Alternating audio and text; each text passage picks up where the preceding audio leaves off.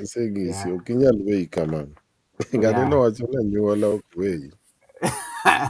Yeah, but and sorted Mama Jackie's here. Koro, just a second, Mama Jackie and GK, karibu rainya.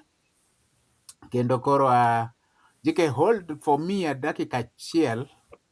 There's something nyakari again. Koro, introduction, Mama Jackie introduce herself, and then just 2 minutes. I'll be in. GK, hold it a bit. I have to sort out this bit. Then okay. Onge wach. Erokamano. All right. Okay. Nyikwa Ramogi erokamano kuom bet kodwa kawuono kendo. Your presence is not for, we do not take your presence for granted. You could have been anywhere in the world, but you're here with us. So for that, one very thankful for Mano, and Wakawe very serious. Wachako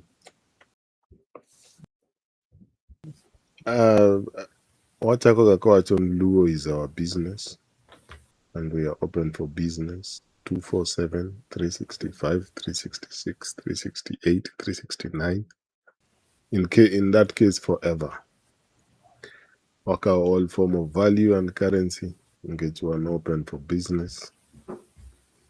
Waka all of it. And next adoption, thank you to Ramogi Cultural Institute for Luo Heritage Research and Education. Kwa miwana first nino wanyalo discuss. Umi wanyaka ya wendo. Wanyalo wuoyogo. Erokamano kabisa. Karibu. Wote nyaka kwere te, ancestors te. Erokamano kuom bet kodwa ka. Abowe mondo Mama Jacklyne. Mama Jacklyne will introduce herself. Alafu ong'iswa 1-2 about herself. Alafu wadhi mbele. Mama Jacklyne aduoko ni mic. Ndiwachi 1-2. Erokamano. Okay, thank you so much, and good evening to everyone. Moso uduto ni oyimore uru ute jowinjowa. I'm Jacklyne Ogutu. It is my pleasure being here this evening to be part of you as we converse. I'm Jacklyne. I'm the founder of Lean on Me organization, an organization that supports the girl child and the women, but the boy child is not left aside, because when we do mentorship programs in schools, we also mentor the boy child, because you also have forums for the boys, as you also have the forum for the girls. We also do community or economic empowerment. I do trainings, but I major on table banking. So I come up, I help the community members form up the groups, and they do their savings, and then they loan amongst themselves. But the major activities or the major program that we have as Lean on Me, we do mentorship programs in schools, at the primary schools, at the secondary schools, where most of the time I'm with the teenagers. And outside that, I also work with the young adults or the youth. The age bracket of your youth is from 20 to 35. With the teenagers, we are dealing with age 13 to 19. That is the teenagers, the teens. I would also want to say that in church, I'm also working with the youth and the teens. I'm also born again. I love Jesus Christ, because this work, bila Mungu, it is not easy because of sometimes the challenges we meet in the ground. We need God in every situation that we are having. And also more to that, I'm a lay reader in the Anglican Church. That is what I do in the Anglican. And so more passionately, I work with the teenagers. That is my passion. So at the end of the day, when I see a teenager who is in the mix-up and we come out of it, I feel proud of everything, and I feel that for sure, kuna kitu nimefanya. I have done something in a life. I don't know how you want this introduction to how far it should go. because as I mentioned earlier to Ouda, I'm a mentor and I'm also a founder of an organization.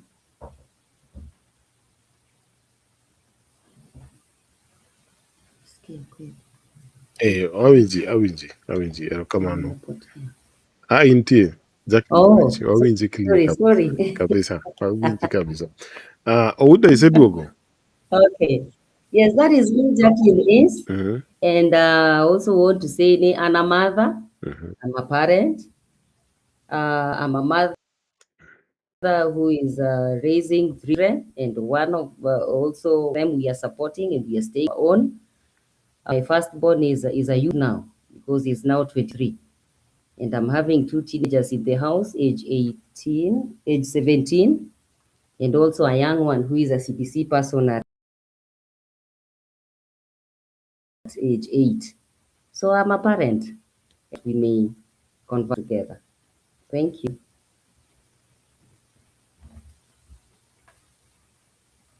Mano ber, because mostly this all of us, not all of us, but there's quite some parents. From listeners until a lot of parents. These conversations are not had with the parents. Parents, we do not talk. Make so the support, the talk together. What is Ntindo in 2026? Moken 1952, Yes. Moken 1983. Maneonge sim, neonge internet, neonge everything. And Yes. the more support, the more monyalo wuoyo, the more experience monyalo gather, nyalo konyo understand ni joma deal go gi gin ng'ano Yes. gire. Yeah, so introduction, but to just kin gi just 17 to teach okiyot ko area no teach okiyot area nino 17 mano ng'ama paro pache inyalo golo suggestion baduoki Mano ng'ama paro inyalo duok moro kanyo giwacho ni okay. Mano ng'ama paro pache. Dog ja 17 years and Yes. generation ni ja 17 ng'ama ong'e kila kitu in the world nikech nitie Google koro king'ise kama tinyalo golni facts moko mogol But they need Google guidance. guidance to nyaka acha who they are Kata generation who they are. Generation who they are. Erokamano for the introduction. Akia ko Udo oseduogo. Wuon le chalni pok oduogo. Gimane awinjo interesting mana adwa penji. It is a very interesting yes. my organization Nitimo is very interesting nikech en abandoned. To me it is a part which is abandoned. There's nobody. Kila ng'ato thothone. So ang manomi ichako this organization, especially with that mission. Ng'en ni nyalo choose any other mission ma broad. Wach ni HIV AIDS. Kuma pesa nitie. Kuma donor funding nitie. But he choose specifically mentoring. Ng'en en very specific. Ang momiyo ni choose kamano this part ma mentoring. Okay, the background or Madeline on me, or my background, I have a very heavy background because it's what pushed me. Egima no skuma ya mudhira mondo achak the organization. Background nine, I was raised with a grandmother. So my grandmother, my proud is that the grandmother who was raising us as our mom was in, no mama dok e college. Koro kama mama dok e college waonge grandmother. Just the other day I was sharing with some teenagers, girls, about 15 girls, and I was giving them my background. Togengi ya zile za, ni kweli. Grandmother na used to do busa. I know you know busa in Ijaluo. And this busa is what was raising us because my main source, my income, mar dana. And at some point, even in the morning, kawa this school, Dawa would tell you ni kaw mondi ruo mondi this school. And so at some point, kata mana weche mag nyiri, mag pads and all that, it was not a question because dau dhi manyo ni chiemo michamo koso odwa manyo kaka irwako pad. I think that is the whole scenario manomiyo abet piny mawacho ni no. Adwa chako organization mondo I empower the girls. Mane momiyo mostly I go to schools to talk to the girls, but koro ayudo ni nyaka wuo gi the boy child be. Nikech in my area, kade long time ago ne en kama ji mang'eny nong'eyo ni en kama is backward. Of which kata mana sani kapod afulora ni an nyaka dem, tiyudo ka ng'ato penjo ni iya kadem, inyar kadem, yes. Koro the background kanyo, dawa asewacho ni ne nyuoga busa, to koro busa ni ema ne miye pesa, eka mondo wachiem. Koro samoro imiyigo tiruoye tidhi school. In fact, sama koro asebet ng'ama ng'onge ma koro afwenyo ni samoro kata maybe nwadhi school to kare nwamer. We did not know that. Nikech busa chalo nyuka. Koro kosemiyigo ni ruo tiruoyo tidhi. And that background, ne samoro wanyalo kata bede ndara kwa uso. Auso nyaka tiang', me I know. I know my background. I know that far I've come. Abedo uso tiang'. Abedo ndara madhiro rengi. Of which, kanya share gi nyithindo masani, kata orengi ne moko understand manotang'. I really had a hard time to explain ni gini en ang'o. So that hard time had passed. Emomi, I thought of me, the girls are falling into some activities nikech they lack. And what are they lacking? They're lacking some basics. Because for us, basics include the sanitary products, of which I was not able to get. We were not able to get. Dana koyudo matin from kongecha to en chiemo. Koro wach pads ne onge, would do clothing. Loso lao moro, bedsheet moro miyudo ka ler, then you fold it up and you use it. And you call it a pass for that man. And this is why for a long time atiyo in Kibera. And so in my life working even in Kibera, I thought that how do I get back to my community? How do I give back? Gik masepuonjora ka e pap ka ate. Ka konyo nyithindo manyiri, nyithindo machuo e pap ka and the orphans, and those people who are living with HIV and AIDS. What can I take back to my community? Kanye kama Lean Bede, but Lean on Me is of 10 years. It was formed in 2011. It has been there for all those years. And I go to schools and we give pads. Whenever I get to a school, nyakadhigi sanitary towels and panties. And why I do sanitary towels ki panties, and in natimo research in my village, mayudo ni some of the girls onge kata sirwaru madhi mako pad madhi chiwo. Koro kanye momiyo koro nwuok ni kare. Koro mondo wa add this value, then wachiwo pad to wachiwo a pant. So this is how Lean on Me was born. So I go to schools, more talks, schools for both boys and the girls. And also to the community now, empowering now them, so that they don't let them be the way we were. Nikech wan kata mana area wanitie watch gold, of which was letting us get into, they were early marriages, those unwanted pregnancies, you call it, you name it, all those challenges for the girls. That is why Lean on Me was born, so that we can bring a solution and help the girls and to empower them. That is a bit of the background. Interesting. Apenji, the 10 years me say bet ki deal called the girl child.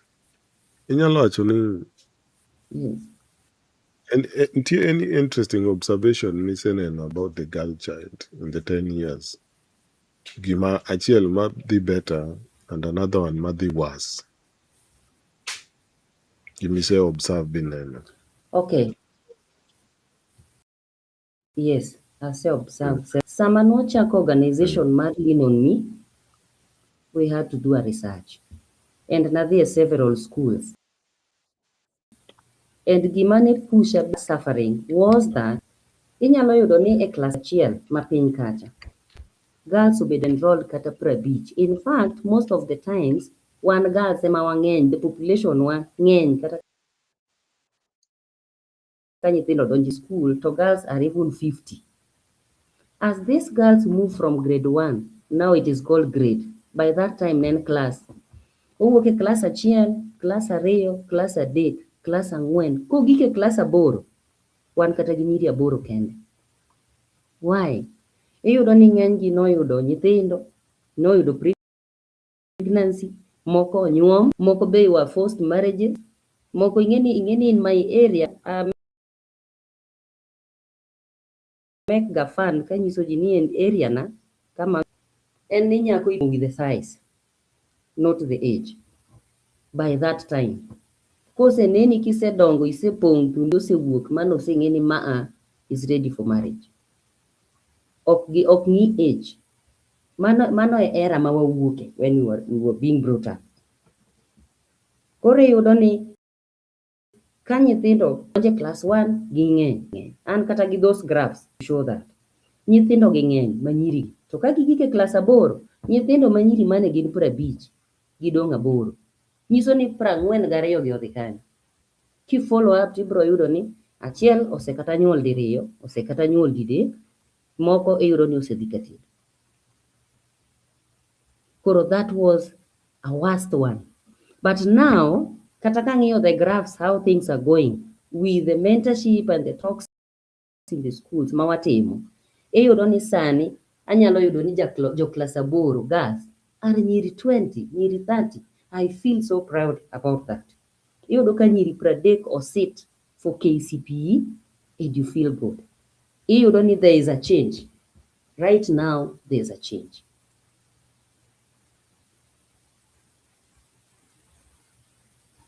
And even watch early marriages mane nitie ka.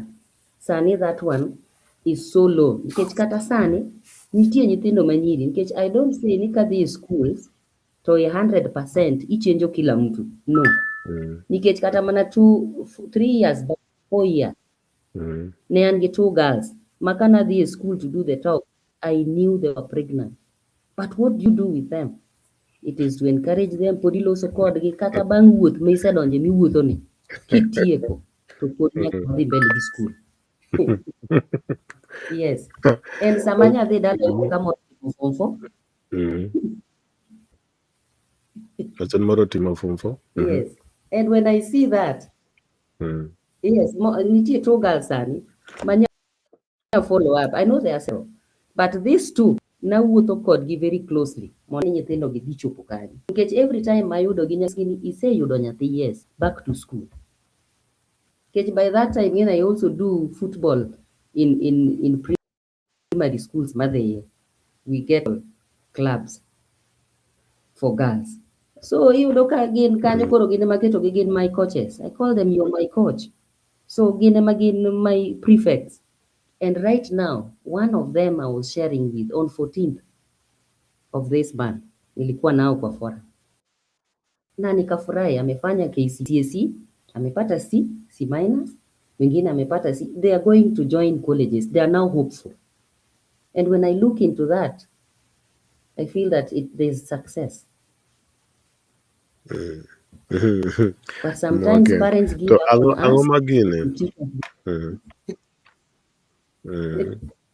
To mano gima osebedo positive. Tang'o mosebedo, yani gimineno ni was good, but did odok kodhi marach. Gimise observe from experience was did good. Kod the girl. So And the marach sani, okay. Challenge na pod and with parents. Nitie gima neno ka we are lacking engagement. We lack engagement with the children. There's an issue with parents are absent. Nikech samoro atimo in schools, I engage the teachers, but is engaged. So you find there's a miss. Parents are not coming out to engage. Parents are not being the friends of their children. And that one is bringing a very big gap. And when you ask, they tell you now, sasa jogi tindi uloso godo nang, uloso kodgi nang.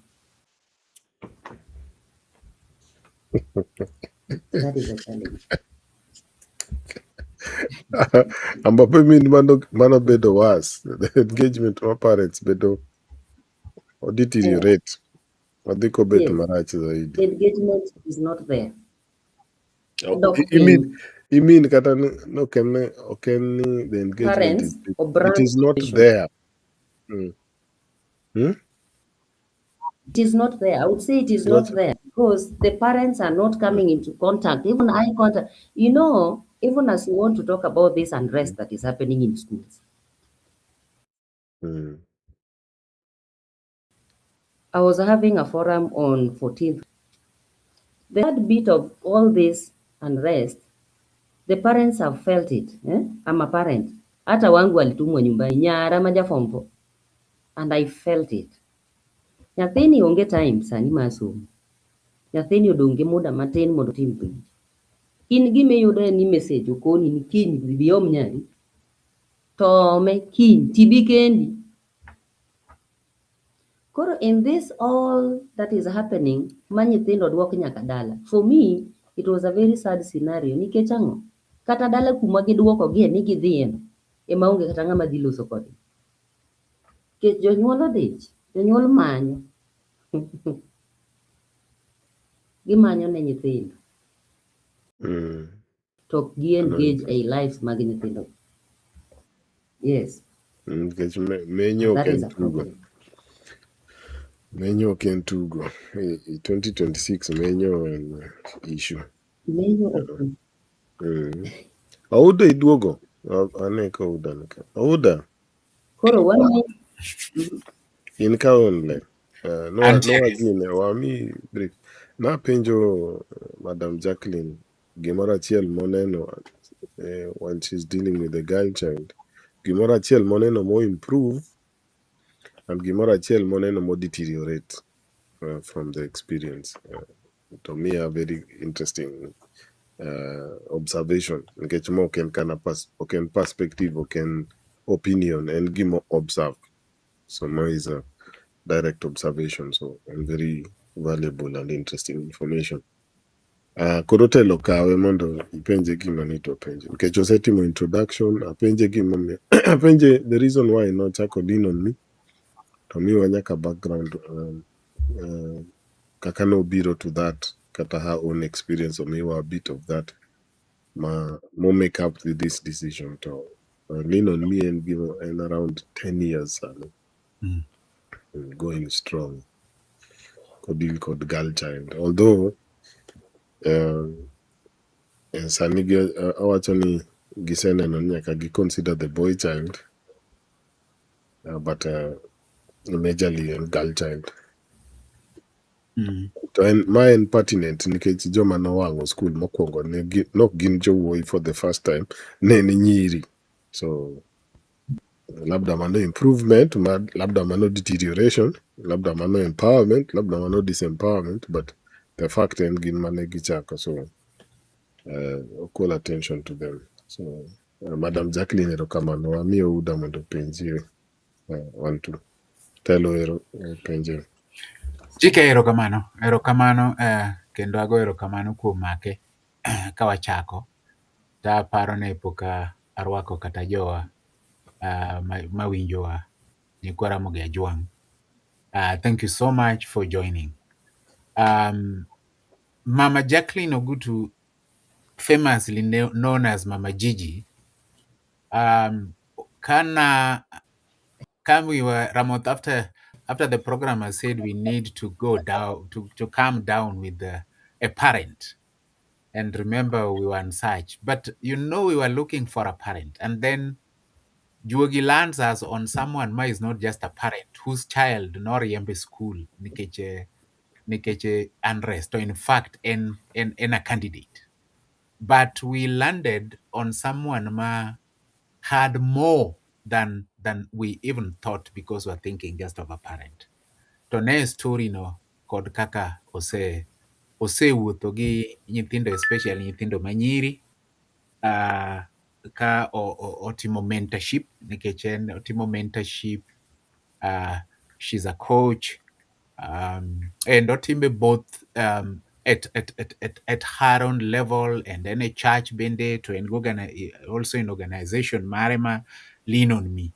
In fact, we'll talk about a very interesting one. Manyo and go the last program Otimo is quite. I found it very intriguing. But Mama Jacklyne, erokamano in bende kuom kawo thuolo mari biro. Yes. Wamor ka waneni kendo wamor ka wawuoyo gi ng'ano ma nie e mach, ok ng'at ma oyo mach, mokne mach to oyo. Inene mach, inie yien ma moko mach cha. Koro wamor sana. Awinjo ka the process alose achiel ariyo adek and the line mondo lines obed kare. Awinjo gik miwacho kendo gimara moto penji. To koro wach Unrest e skul ni, gimokwongo madwa ni obed wach maduong' moloyo kendo madwa ni tege wach ni ma kawuono ni en wach nyithindo manyiri gi. Awinjo kiwacho nyithindo ma yawuoyi bende, mano to ok wabi weyo gi kando. Nyithindo manyiri wabro, but an gi interest kabisa ni gimitimo chal ng'ama osedok e weche machon ma in gi siwindhe mi itege nyithindo manyiri. To mana paro ni we need to really thank you for that, nikech to bring girls together tiwuoyo kodgi and all that. But an gi interest e wach achiel, Mama Jacklyne. Sama iwuoyo gi nyithindo manyiri gi, in kaka Mama Jacklyne, in kaka min nyathini ma en a candidate, to in gi nyithindo manyiri grade 10, 11, grade 9, sama especially bang Unrest ni, sama in koribet kodgi, iwuoyo kodgi, what are the messages ma you are getting kipenjo gi penjo? En mbaka mane igoyo kodgi? To possibly a connect, nikech nyoro just the other day in gi nyithindo miluongo mana e gweng', nyithindo ma e gweng' manyiri, luongo gi to itero gi mana dalani, igo mana kodgi mbaka dalani, titedo negi to unyiero to en mbaka mane manyo ugoyo. To the fact ni gi e schools mopogore opogore, ok gi e school achiel, miwa ni to mbaka manyo ugoyo, nikech ma is the key of our talk kawuono. Kata other topics can even wait. To key en ni nyithindo gi koro duogo, koro iluongo gi gibiro, nikech nitie gik ma samoro ok giwacho kata ne minegi, but possibly into giwachoni. Koro mbeke maga manyo ugoyo, nyithindo gi gimanyo ikaw from them, minyalo neno ni we need to look on this as a society. Gin gik moko kaka mage, gonwa mbakano ni to gin weche mag nyithindo gi kanyi wuoyo kodgi. What exactly were their issues mane ogi bring out manyi nyalo kawo? Erokamano. Erokamano ahinya. But adwa nakwongo awach ne jonyuol ni I'm very sorry to them, nikech when the unrest happened, as parents wasafa. So GK ni in ioro ni kawuono godhiambo tikoni ni kiom nyathini tibi kendi okior ng'ato. That was a lot of pain to parents. But I also want to talk about these teenagers and what we shared. Kanani so GK ni on 14th ni an gi girls. I wanted to go to a school, Kibon Secondary School, and I could not. Nikech time manaketo mondo arom kodgi gibe ayudo ni the unrest gidhi dala. Then I made a decision and said, nikech nawuok Nairobi ka, nadwa dhi romo gi nyithindo mondo alos kodgi nikech they are preparing for exams. I'm going to get all the girls in the village. Moa school kanye now wuotho na wadhi e center penjo nyathi mantie, achako gi mama na kech kuma time project oma the programs en dala kumonyuola, kuma abedi raised, ok en kamukinda. An nyar Kadem. Koro Kadem kae ei village, Kikongo village, in Kibon village, near Kibon Secondary. Adhi e center kora penjo gi, nyathi ng'ama sani ni secondary gweng' ka. Miya nying gite, miya nying bende ang'eyo, moko nang'i kata sani gin jo secondary. Koro I had to collect around and gather nyithindo manyiri ma jo grade 10 gin sani dendo gi ni gin seniors, grade 10, form 3s, form 4s, and even grade 8 and 9. Koro interest na gi nyithindo gi ka wabedo piny, aluongo gi alunga dala. Ing'eni nyithindo bende an kapuonjora gi teens to ang'eni wan ga gi 3Fs. Wan nyaka wabed gi fellowship, to wabedo gi food, to wabedo gi fun. Mago gige wadek ma nyaka wabedgo in everything that we do. Koro nyithindo gi an gi swide na ka, an gi talk na ka, an gi pads na ka to give out to them. Koro I wanted to understand this unrest ang'o makele in our schools. And moso ni school manyocho wang' mana kaka ikete en ni girls emane ochako weng'o. So what is bringing out this unrest for me kaka yude en ni en an outburst. An outburst nikech nyithindo gi are trying to express themselves. But ubaya niki express them to the wrong people in the wrong place. Now like happened at Utumishi. There's a lot of pressure within the children. Nitie nyithindo dhi through issues moko ma ng'ama be ginyis onge. Koro nyithindo nyisi ni ang' nwawach ni ng'a. Nyithindo nigi issues ma ng'ama gi pim ne onge nikech jonyuol be ok obedo machiegni mondo gibed gi nyithindo. To jopuonj bende ma kiwacho ne to be ok owinj perspective ma nyathini kelo. Koro I call it an outburst. Pressure ka ng'eny ahinya kata ei balloon ka ok ipope to biro muoch kende. Koro for me gi muoch ma nyithindo koro muoch nikech there's so much in them ma kaka gi let out onge. Then the nation obiro gi wach mani koro iluonge no migi breather. For me there was no breather. Nyithindo gi odok dala e mier to kata janyuol ing'eni gima is very sad as we talking now. Nyithindo moko nyocha odhi dala e breather ma giluongo ni the breather mano migi no a whole 1 week. Nyithindo gi kimanyo gi te mipenjo gi achiel kachiel ibiro yudo ni nitie nyithindo moko ma kaka ne gidhi dala chieng' mano riemb gi moom gi ma gidhi dala. Onge janyuol mobedo kodgi piny mopenjo gi niya ng'ani ang'o manotimore kata ang'o manokelo gima notimore kata ang'o momiyo riembu. Nikech nachako kata kawacho ni jonyuol otimo ang'o, jonyuol odich. Jonyuol are looking for finance. Nitie jonyuol moko be sani ma ka engage go tayudo ni sani ka janyuol ofwenyo ni en bende odogo med sombe. Nitie janyuol maro ma bende ofwenyo ni an asechulo fees, aseng'iewo uniform, aseng'iewo ni chiemo, kila kitu asesort. In ang'o modong'ni? In somo. Koro every time ma nyathini is struggling within themselves mondo come out to even understand ni ang'o matimore, how am I growing, what is happening within me. Ng'amo share godo wechegi onge. Now that is where we are coming in as mentors outside here when we are talking to these boys and girls. Koro yudo ni one is an outburst and a lot of pressure. Nyithindo gipenji ni one, what do I need? To whom should we share this? What I'm going through, whom do I share with? Ingine an identity crisis. These children, these girls and boys are trying to find who they are. An kora temo nyiso nyithindo gi niya, ing'eni nyaka wadog back to our basics ama the values mane wan godo chon. Nyithindo gi nyaka wadog back mwanyisgi ni gin ng'a gini kata kuom Kristo kata e wach Nyasaye ka gin ng'a gini. Taero ga verse moro ma share gi nyithindo en Psalm 139, 13 and 14 wacho negi maber ni you are fearfully and wonderfully made, in unique as a child as you are. Kor as they struggle with the identity crisis, nitie things manyaka we let the children understand. And parents bendo bed present to affirm these children. Some of them are struggling with just lacking affirmation. Who is there to tell me that I'm good in this? Aberie gini, kata berie gini.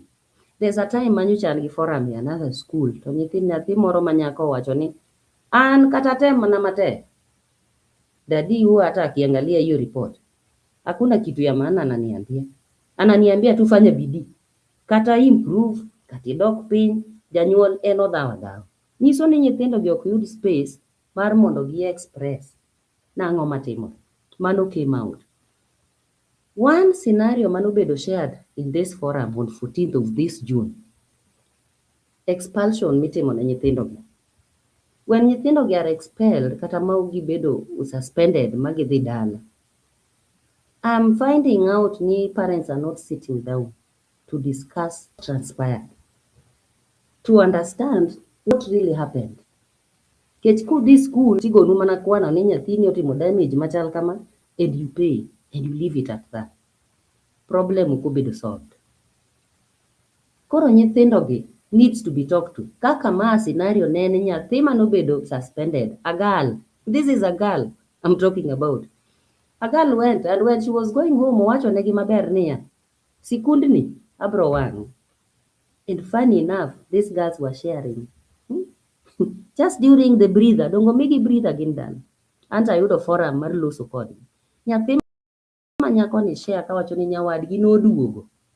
To nikech ong'e skul kaka chal, side mar cho nitie kaka fence obet, ma is not right.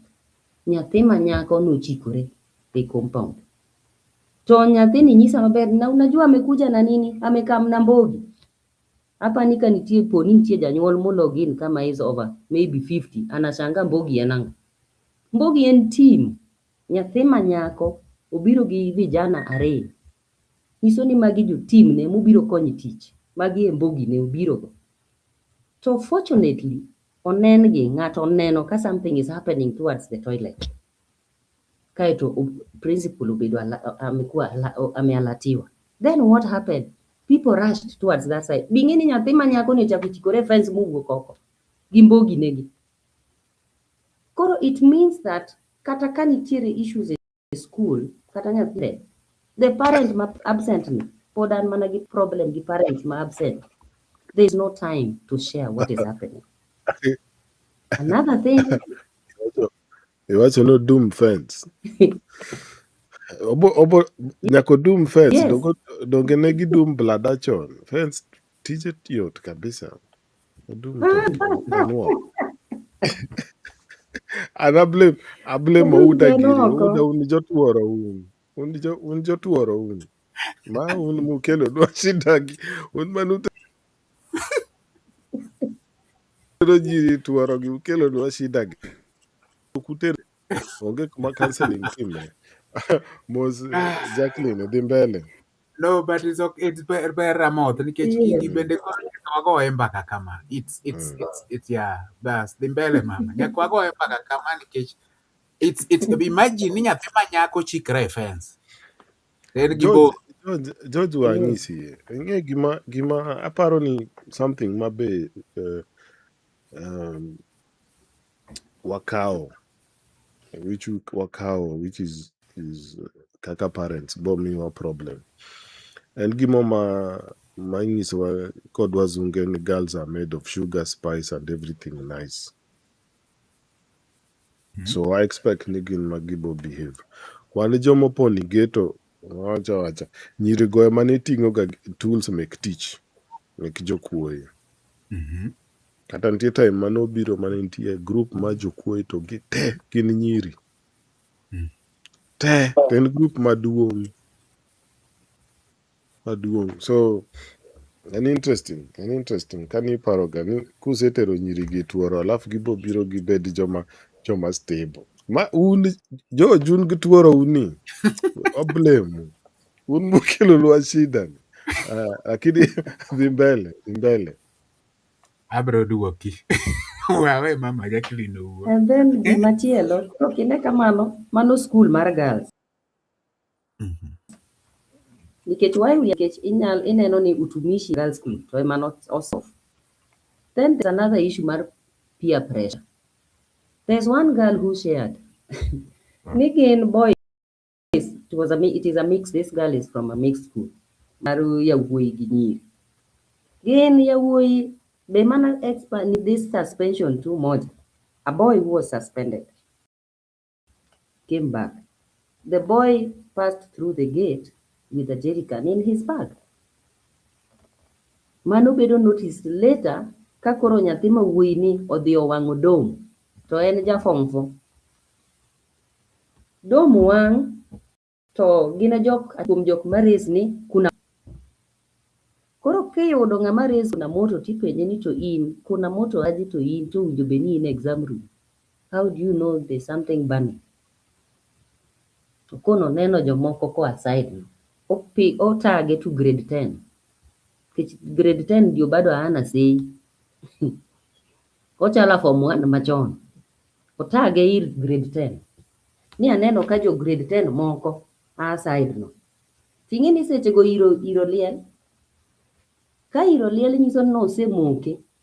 People are now having the unrest, jirengo koni gi koni dhi kony maj cha. Ng'eni ma is a mixed school. The nearest school mabe ni but skundni oneno mach kaliel. You know, this is an experience being shared by a girl. Oneno mach ka iro wuok e school ma koni ni, ma wang' ni. Ma wuoyi achiel osemoko. Omoko 2 domes za boys. School machielo koneno ka iro wang', iro wuok, gin bende gimoko mare. So there's an issue also with peer pressure. Jogi owang', joka bende owang'. Wan bende wawang' mondo wa Nikech anyalo remember ni kata mana my girl when she came back, I asked, ang'o momiyo un to riembu to skundu to ne ok uwang'? Onyisa ni in their school, e choge mar nyiri, ng'ato odhi ondiko ni sikul kiny wawang'. Sikul ang' wawang', ok kiny, sikul ang' wawang'.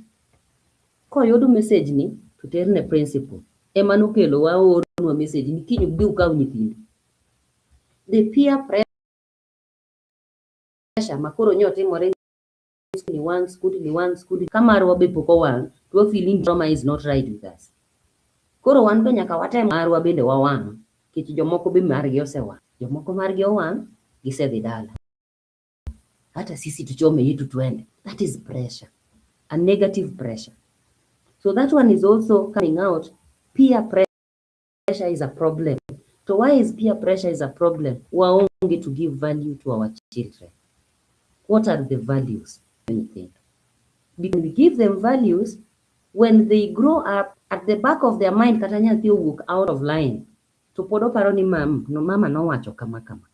Would go back to the line. Kata Bible wacho ni ka ok watrain gi ka gitindo, to ok wabi nyalogi nikech yien idolo katin.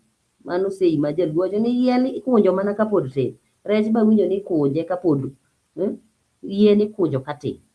To kosekalowa, to onge value biketo kuome. Why do you expect ni japuonj modhi oketo value? Koro pod aduogo mana back. We have lost our values. Ok waketo values wa iri nyithindo. Gimigombo ni obedi, ok iket kuom nyathi. Ionge time. Idich. Koro magi e gik mowinjo wang'i as parents. One thing that is also coming from the teenagers, any parents focus on the past mistakes moko nitie ma nyathini notimo ma isi. Koro there is no, that relationship is not there. So those are some of the issues that were coming out from these teenagers. So there is need. We need to help our children. We need to be present. Winjo wabedi mondo wakony nyithindo. Itwa e gik ma nyithindo giwacho. Nikech moko nitie ma ka giwacho no to listen to take action, we will help. Samoro nitie ng'ato ma kata utumishi nitie gima nowach to ng'ano noko take action and landed us kuma nwachope. Because it was really sad king'iyo nyithindo manyiri ka wuotho along the corridor, adir ka gipango mondo giwang' jowadgi. Nikech kane ok gidwa wang'o jowadgi ni chunguru wuog oko. It was very sad. To magi mana nikech these issues that they are bringing out. Ni ng'ama winjwa onge. Those are some of the issues. Quite interesting. Erokamano Mama Jackie. Kendo issues mi highlight go. In issues ma ok yot nikech one, nyathi ma nyako koneno ni relationship ne gi school ok ber, to dhi okelo mana yowuoyi back to school mondo gitim gima ne ginyalo timo. Nyathi ma wuoyi mobedo suspended, ok odhi dala, odhi ong'iewo mana petrol oduogo, owang'o school. A writing on the wall, toilet wall, ni school kiny wawang'o. Mano is there. Moro to wuok e dala directly, moro igola gola ot directly nikech mano to nyathino wacho ni kato tim manang'o kato tem ni koro bo neno ni abet piny ma study ma yudo marks gi. There is no acknowledgement at all from janyuol. To gino chande kabisa nikech ka ing'e ni dhano moro amora e piny kata bed mana an agombo mondo wan abed acknowledged, agombo mondo an bende opaka. Dhano hero kipake. To ka koro in itimo matek e gimineno ni temono, oseori e skul tidhi isomo, ikelo some marks, to kata comment moro malo onge. In fact en to wacho ni there was no comment, koro kata en a negative comment kata tema. So and then now the other issue ma is interesting ni giwacho ni jonyuol gi bring issues, bring past mistakes all the time. Ing'e ni kata mana relationship ma e ot ma mama gi baba gin e relationship ni ni kitimo gimoro kawuono tiparo ni machien chana, kata chieng' cha be iparo gima ni iwachona kata iparo gima ni itimo. Ing'e ni relationship no bedo gi gi buche onge, ok odhi mbele malong'o. Koro nyathi gi nyathini bende gimparo mana ni pache koro chung' mana kamoro achiel ni ing'e ni kata tim manang'o pacha pod ibro mana parna weche manosekalo ka. My is quite interesting. Gine manibet goni, siwimbe manibet goni mama Jacklyne, gimomiyo en quite interesting. In called a group of students from different schools. To gibiro iri, koro ipenjo gi gima notimre, koro giwacho ni stories manotimre. Now, these things could have been giginedo gang. Gimomiyo giginedo gang ne bed ni ng'ato listen to what some of these children, kech koro kata ka ging'eyo ka gimoro marach dhi timre, but because you have not been listening, gionge obligation mar biro iri nikech koro gineno ka gimarach dhi timre, koro gi expect ni bro listen to them. And also, if I've always been talking to you, you are not listening. Why would I kaneno gimarach makoro dhi timre kata gimama paro ni koro dhi timre dhi hinyi, or why should I be coming to you? I let you ban because you never listen to me. But it's unfortunate ni it went to the children. So Mama Jacklyne, this is quite intriguing. To kata mana kod tich mitiyo ni taparo ni in concentrate e nyithindo gi nikech telo an gi penjo. Yes. Mama Jacklyne, Madam Jacklyne, en gik manyiri giwacho, these Yes. issues magi highlight, wang'e nadi ni these are the real issues nikech nyiri ntiga go opportunity ni ji chako sero giga chon, not happen to the boys, so ging'eyo reaction ma ji and how ji nyalo bedo manipulated. Example maber en nyako manobiro with 2 boys magi oseso box bodum kod effects.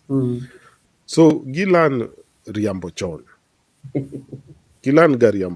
just as a natural survival mechanism nikech majority gionge strength ma body, koro nyaka ging'e kaka gibo wuok gi dhok.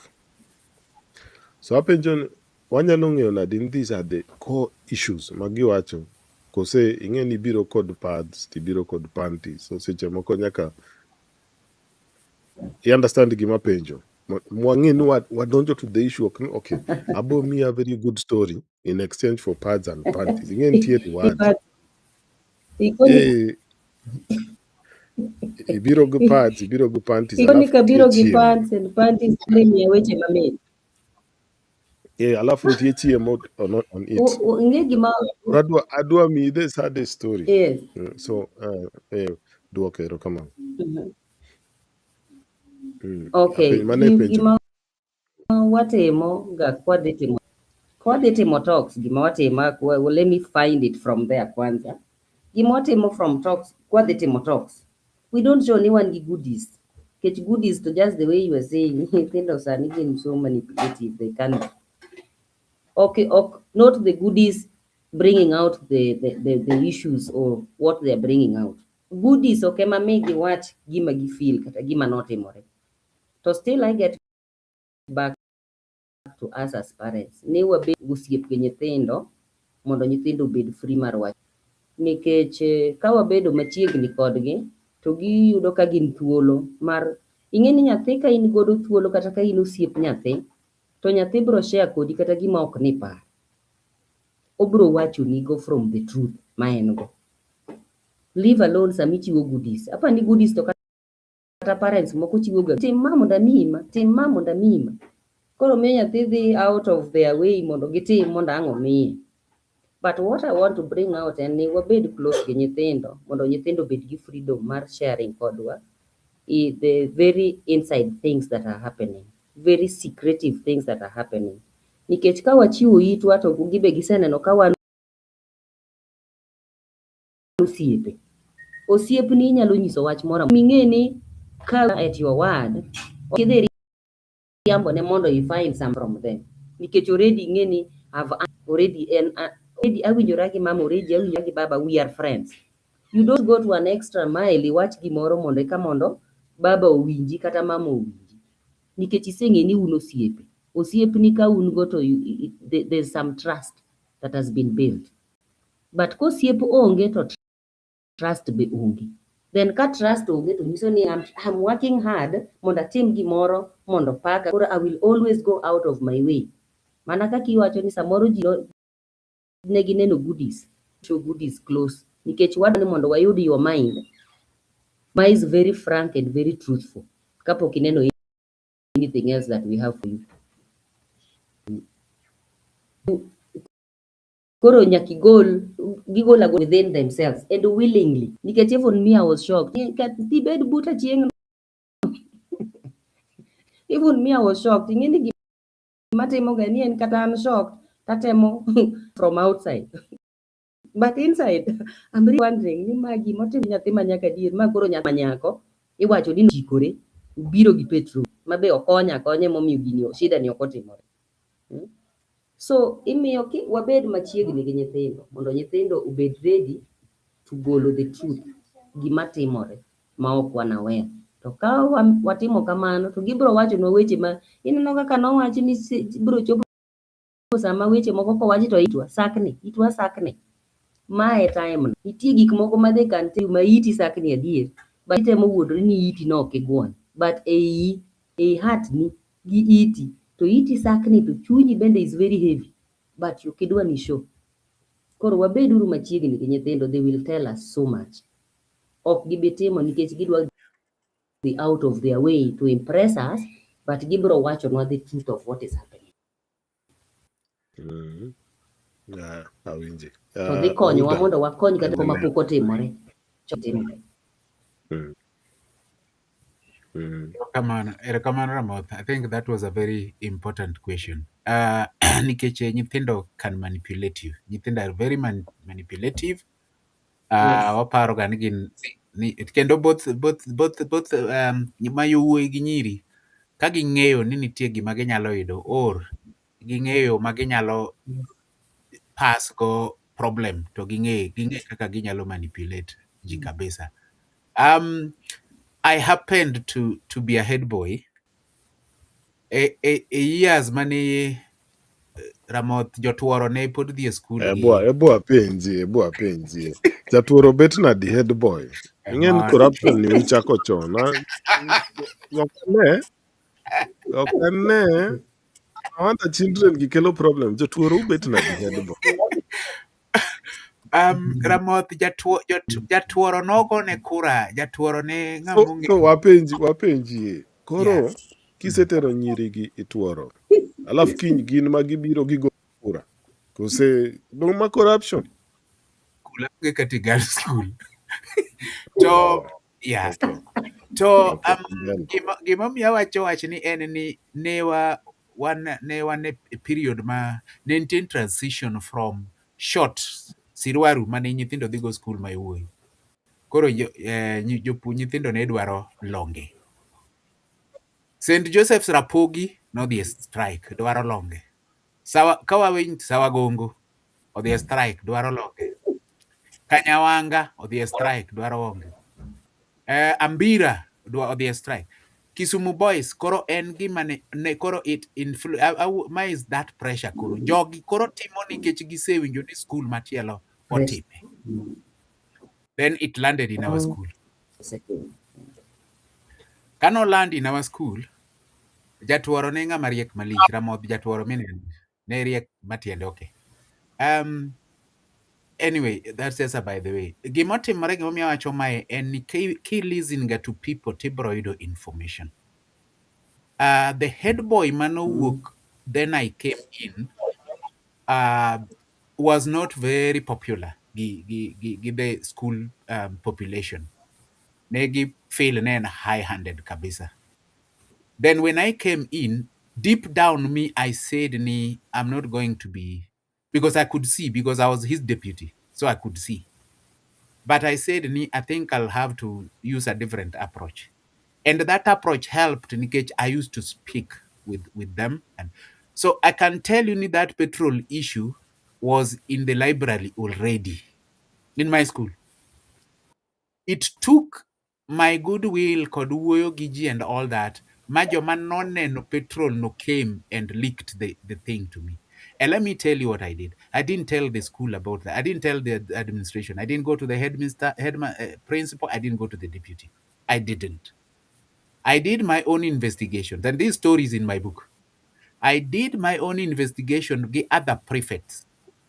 Manebe were in good books, the most of the population. And we found out who did that, who bought the petrol. And we found out the reason. As prefect's body, poko chopo kata ne principal, poko chopo kata ne deputy, japuonj moro amora kia, except japuonj mano pick the wind, mano when something is happening, ne japuonj mane puonjwa volleyball, but he was a geography teacher. But he was also very close to the student all the time, nenga around the student, so he got the wind. We called him as a body of prefects, and we told him, teacher, we want this thing. We want to handle it ourselves. Please don't involve the school first. I can tell you for a fact. We met, as we always used to meet, as students ourselves. And the questions we asked ni sama wawango school. Mawa doctor, mokuongo long midwaro no ngama dhi ng'iewoni. Is it the school ema dhi ng'iewoni long? Remember, you are going to change the uniform. Shirts koro dhi bedo long sleeved nikech udhi rwako longe.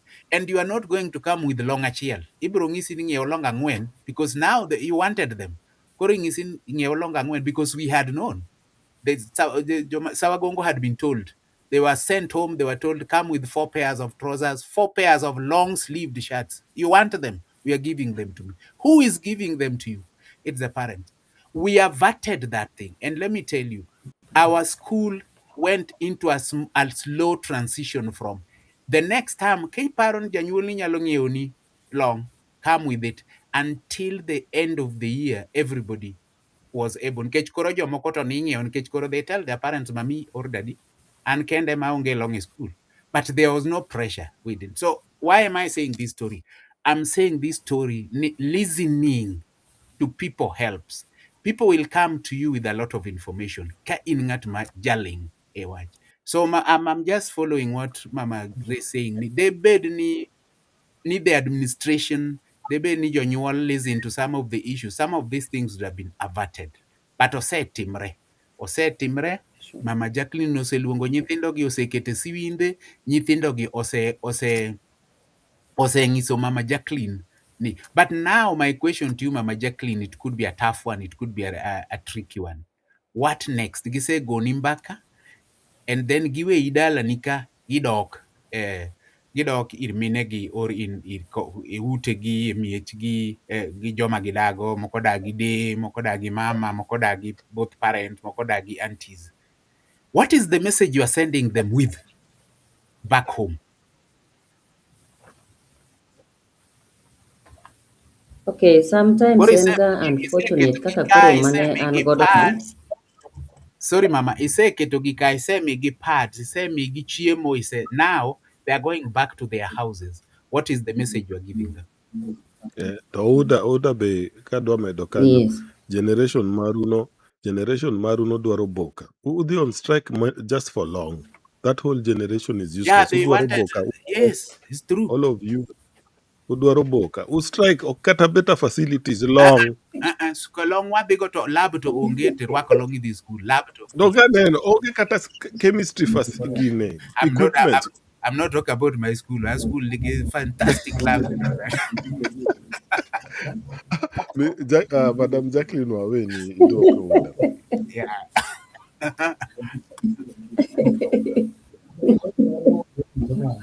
Outa gini to ne dwaro boka dier. Jomoko gome ni dwaro chiemo maber to gidwaro mna longe.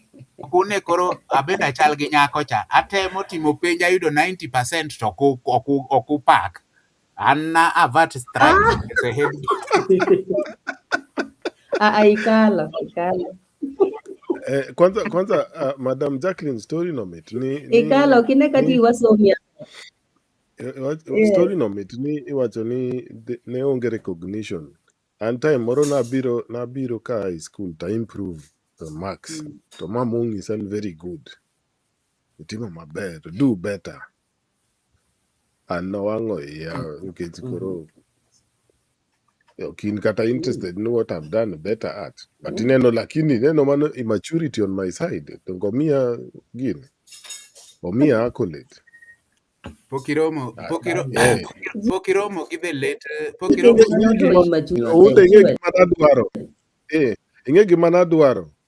Adwaro no omiya pesa. Weche moko ma you have done very good. Very good. Miya gimoro. Miya something. Chwada something. Kwani abodhi duka. Abodhi duka very good.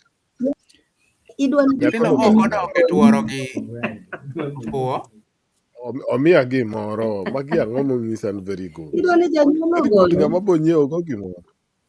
To nyako gonya. Mano reward. Erokamano warweni Jacklyne.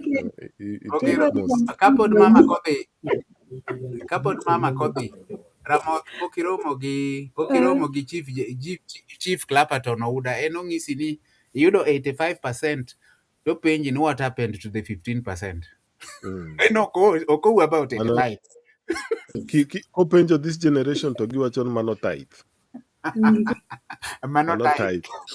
Mano wawen Nyasaye. 15% no en type. Erokamano. Mano waweni Nyasaye. Mana kaka inyalo ng'iyo pi e glass tineno ka en nus. Koro idwa focus e half glass full koso half glass empty.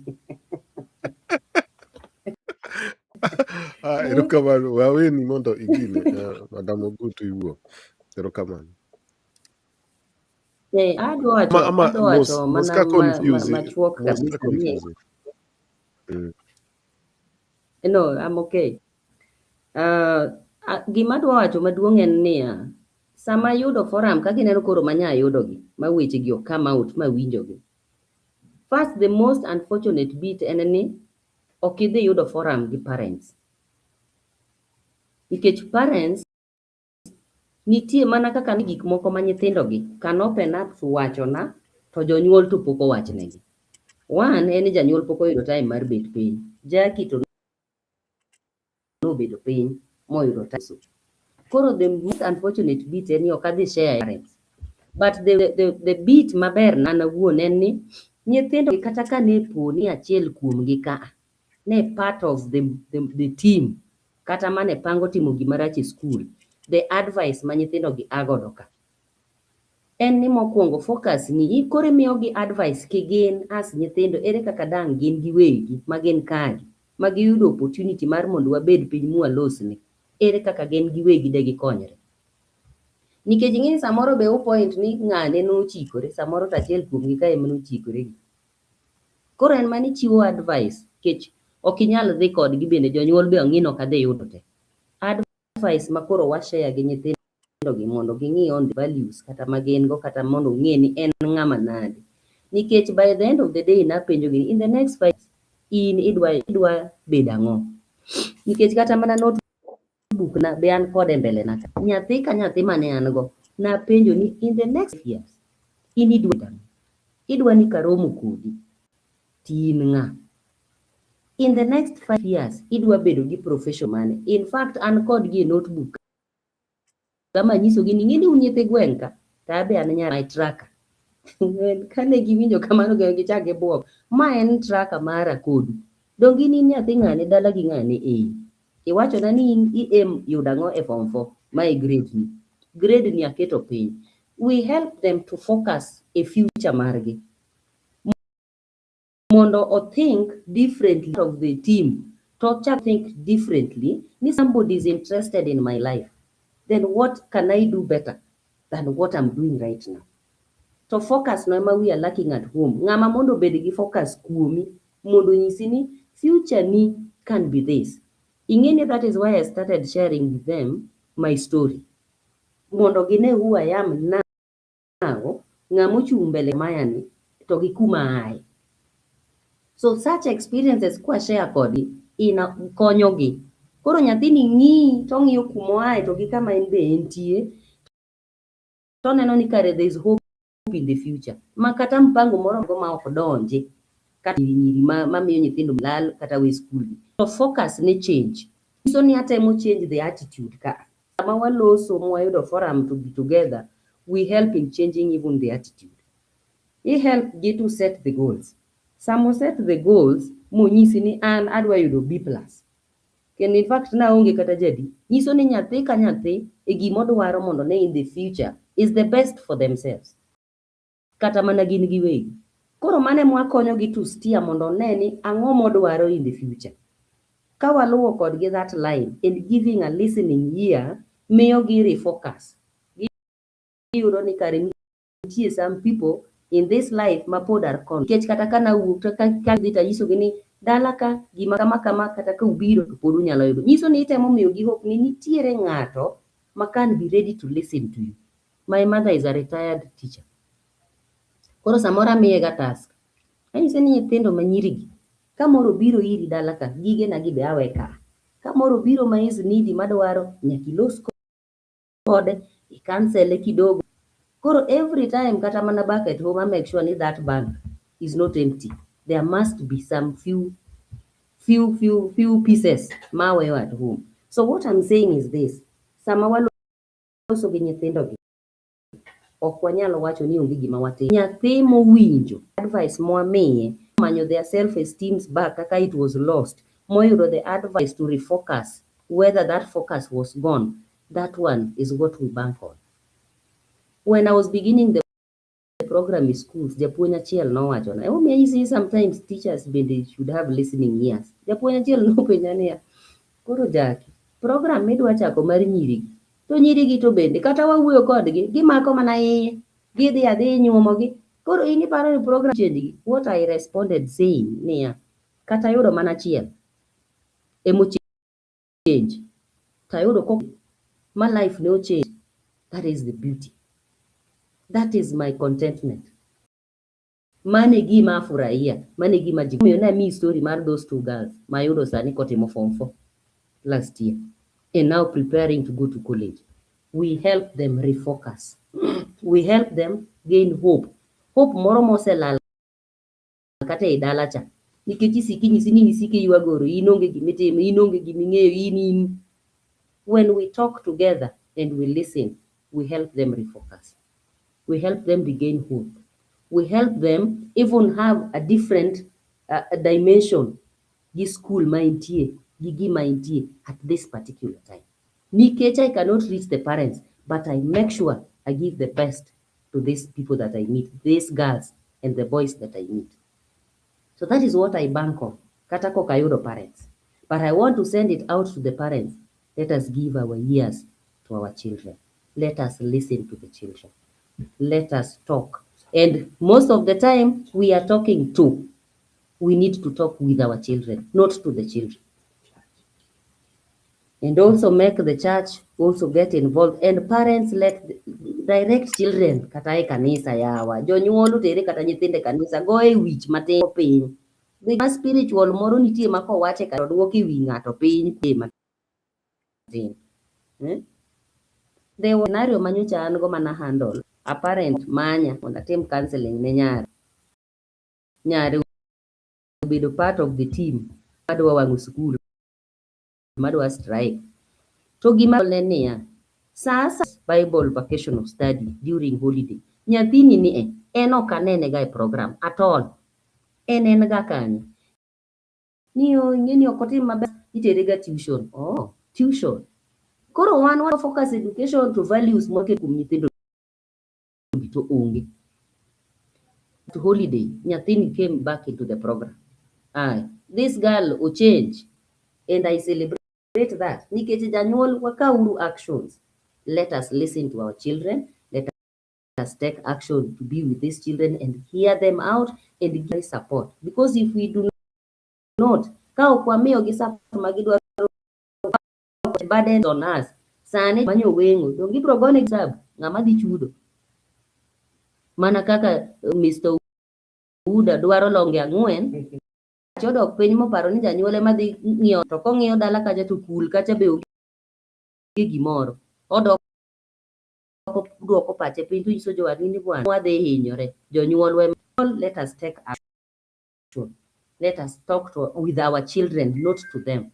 Ma ok en samoro ma kanong'iwa gi wang' to wang'e gimiwachonwa cha. Sani we sit, we discuss, we talk and we agree and we come up with what is best for both the child and me as a parent.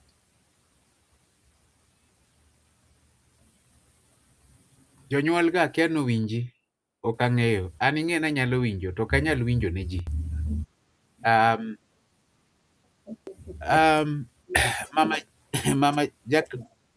Mama Jacklyne, in gi tich matek. Yes. In gi tich matek. To gima wacho ni in gi tich matek. Mm-hmm. To ok opek mohingi nikech in gi chuny maduong' no biro kari forward. Nikech ing'e ni asetiyo program ma ne wang'iyo ne nyithindo uniform, school bag, wachulo school fees, nyithindo gi kale center gi samoro kech kayo gi chiemo and all that. To bang' a week or so or 2 weeks later to uniform onge. Nyathi manyocha omi uniform manyien ka koro dong' gi achiel to obiro kode kolil. To koro openje to uniform ni olil nang'o to in gi other pairs. Nini nilizitafuta kwa nyumba sikuziona. Ipenje ne hebu rudia tena. Toacho ni nyathi mwalimu, kweli nilizitafuta kwa nyumba mimi sikuziona. Asubuhi leo ndio nimevaa hii chafu juu zile zingine haziko. Uniform ne mimi ngioseuso omadho go kong'o. Kendo uniform ma pair achiel and all that cost 1,000 plus, min gi ouso 200, 150 osemadho go kong'o. Onge gima otimogo. So emomiyo winjo kawacho comment no, I hope ni jonyuol winjo nikech problem en achiel. Nyathi nyalo dhi for 5 minutes kata 10 minutes 20 minutes then environment maber sana. Kendo environment mowinjo gimon opifil no ma en e gimonego bed na winjo gacha. Ma e gimobedo nego bed ni ibedo fed ka nikech I always say ni the brain ma wan goni is a creature of habit. What is fed on it every day is what sticks. Whoever controls the brain controls the child. It doesn't matter whether you are the parent or the who. Emomiyo gimiluongo ni peer pressure take ga over. Peer pressure en ga mana simple, very simple thing. Ni ng'ato dhi odonje e wi obwongo nyathini koro control. That's all. Money is what is called peer pressure. Now, wan gi 12 months e higa achiel, 12 months. To of the 12 months, Kenyan's education system, inyalo wacho ni 8 months gin ga mag school in the year. So these kids have possibly only 4 months, around 4 months in a year, ma possibly ok gin e school, but samoro moko bende nigi tuition. Koro inwango kata ok en 1 month, moko ni kata dala only 2 weeks and all that. So in essence, inyalo nwango ni 9 months of a whole year, nyithindo gi are in school with teachers. Adwa penjo ni in this angle. Nyithindo gi sami wuoyo kodgi, ineno ka relationship margi gi the school versus relationship margi gi homes magi ae chal nade? Where do they align with kagigo mbaka most?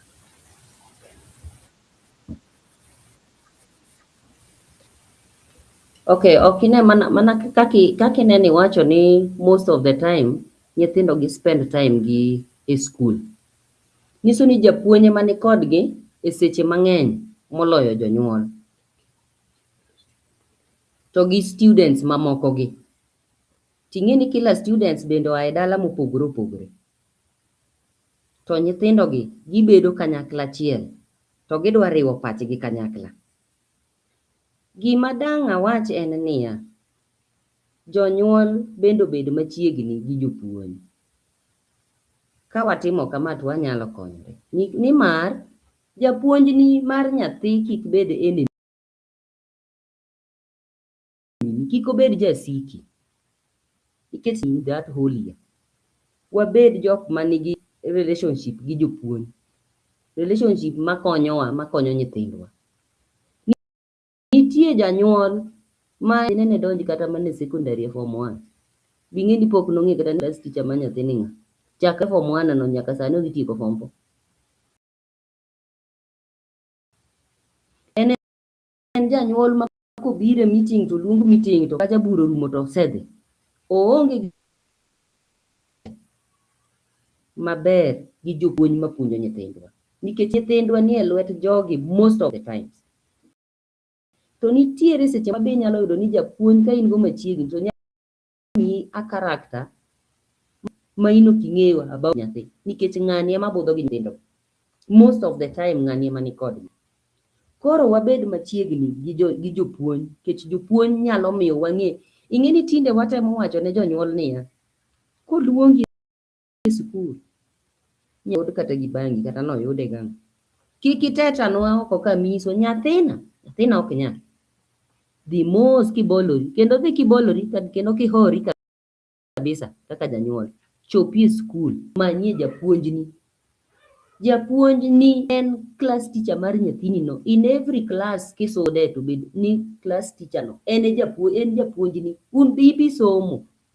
The moment ma nyathini donjo class moro ng'e ni bende donjo. Koro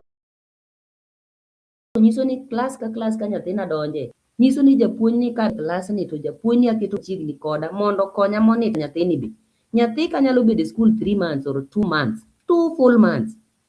Ka itionge contact kode. Ng'among'e nyathini en japuonj. There's a time mana raise nyathina mokwongo. Mawuoyi. First of all, ma wacho ni jatuliu. Gima nomiyo afwenyo ni nyathini nitie homework mok tim. En bedo machiegni gi japuonj. Nikech ibiro ng'anyi e diere ka. Obiro e school, obedo 2 months. Oduogo iri, obedo 1 month, obedo 2 weeks. The longest holiday en 1 month. Odhi, ama 3 weeks. Odhi. In between ka you can be played. Ka okin janyuol manigi uhusiano gi school. Janyuol obed gi uhusiano gi school. Nyiso ni nyathi kia sami biro apia e school ni, gi sama ok ibi apia. Wabed machiegni gi school nikech nyithindo gi ging'e maber. Manipulation moro mane iwacho cha can really happen even here at home. Nikech ong'e maber ni mama ok biga katis be okieta gima timre. Kanyo chandra moro gi girls in another din Machakos. To being ni an pie mar school no, mar class no. Tawacho negi ni ka wasebedo gi forum wani, tadwa dok manyo jonyuolu te. Wadwa bedo gi online meeting. Nyathi achiel manyako chung'. Ma nega school. Kenda dili mano jo form 4 ema dili. Nyathi manyako ni ochung' mo nyisa ni teacher. Mimi naomba tu. Mama wa obedie meeting no chieng' miluongo meeting. Ing'e ni mano nyisi ni there's a problem. Nitie gima nyathini dwa no bed address. Teacher uhakikishe mamangu ako kwa mkutano. Tomato mkutano madwa luongo online. Why? Nikech aseromo kodgi e school. asewinjogi kaka giwuoyo forum wa kodgi ni puonj mana an gi gin. Koro nitie gik madwa mondo aduok kanyo back ne jonyuol. Adwa ni mondo aluong meeting online meeting gi jonyuol. To nyathini insist ni wani meeting. Mano nyiso ni nitie ma nyathi temo convey back to the parent to ok onyal chope. Ogombo ni in iwuon ichop wach janyuol. Jonyuol obed machiegni gi skul mondo wayud kaka wakonyo. Nitie gik moko ma pop up nikech nyithindogi oriwore gin wiye mang'eny. Pressure cha nyalo loyo ni nyathi kata kiwe ni keto value ire. Wabed machiegni mondo wang'e gik matimore e lives mag nyithindwa nikech muda ma gikawo cha. Inyalo yudo ni nyathi is so close gi japuonj molo kata janyuol dala. Nikech samoro japuonj chiwo ite mana kaka ni wacho ni japuonj moro nitie mane ni close gi students. Ema nodhi ong'eyo wach mar petrol cha kata mpango mane pango cha. Nikech japuonj ne close gi students. Watim ni jonyuol watem japuonj to kwayi fees, japuonj to kwayi gik midwaro, buk midwaro ma extra mane gi mane, but watem wabed gi uhusiano mondo wakony nyithindo. Nikech muda magiteke skul iyudo ni samoro nyathi ofani to a teacher than to parent at home. Mano nitiere and wan gi ng'ikni samoro. Koro jonyuol bende dhiera nikech janyuol be kamipenje ni muda ma nyathi tieke skul. Bing'e ni jonyuol wagi moko tero nyithindo boarding kata jaklas 3. Dongi wacho ni gidich. Koro iwuoro ni to jaklas 3 ni. Ang'o momiyo janyuol To dongi wacho ni gidich gimenyo gimanyo pesa. Gidich gimenyo. Koro ikawo nyathi ma jaklas 3 ing'e ni values mwaketo ir nyithindo waketo gi up to 8 years. 8 years ka nyathini osekalo value miketo kuome, ng'ani ugo romo godo mana afterwards. Kendo en ng'at ma be kia mana kaka sama nwachako wuoyo gi TK no penja ni an gi Joseph 17 years old ariyo kendo manyiri kipachgi. Emomiyo nakoni nyaka wawuo kanyakla. Okiwuonegi wuoyo to ng'ato tiende na onge dhogwa. Kani okiwuonegi uwacho kanyakla. Wuoyo kodgi, igo kodgi mbaka. Okinyisgi. Igo kodgi mbaka. Koro okang'e ka duoko ni no ayude line. Iyude maler abiro gimomiyo penjo. GK in gi wach. Anado mana wacho wan be nwachako boarding chon telo. No class 4. So makawaida tinde. Makawaida tinde nikech dongo daga ng'isi adier nikech nwachako chon, nwachako boarding chon sana. Un nogolu itero chon nikech un ukia kaka idak e twaro mokwe. Emomiyo niteru e boarding chon. Dongi neno emomiyo nok wa strike nikech wan wa strike gik ma important. Ineno anomia suspension nikech kama. Anomia suspension. Boris gibeyo nikech koro wawinjo kare ng'ani no suspension nang'o. Nomia suspension nikech kama. Emomiyo an achako nwa bed close kod walimu. My experience now. One nimi wasup mari. To walim imi gi nyama fry. Koro anapenjo question to the school. Nang'o momiyo kik wabe wacham nyama fry? Ing'en gino nomiya suspension telo. Koro ng'isa in such a situation abet close kod walimu for what? Nena simple question. Ka ng'ato ng'isi ne walim tij gi tek koro incentive nyaka wamigi incentive wabo understand. Okay. Mano ber. But ing'en kikalo kod ring'o ma fry brown oket roiko kila kitu tineno kod East Africa to untie okun muofu unene. To ng'ato kopenjo question to this is dangerous. Nikech imiya suspension nikech achako kelo ideas e wiji. Tineno telo kuma nwantie no jogo no make sure ni jo Nairobi ne gigolo te. Yote. No paro sana. Alafu ng'at mo strike ne long madwaro mana rwako long obed smart. kod ng'at mo strike ne ring'o mochiel. An ok no, Right. ne onge strike. An ne Right. na suspension. No ken strike. Napenja question to omiya pause. Onge kata skul mana wang' omiya pause mokwongo wach ni dhi ng'wech. To donge ineno kaka skunde gi miyo ambitions meku ni Mi piny. post ni cham ringo fried dalo. Yani ambitions ni piny unu strike mana long. Wani miyo suspensions nikech wapenjo questions ma important. Lakini napenjo kama Mbele. Yeah.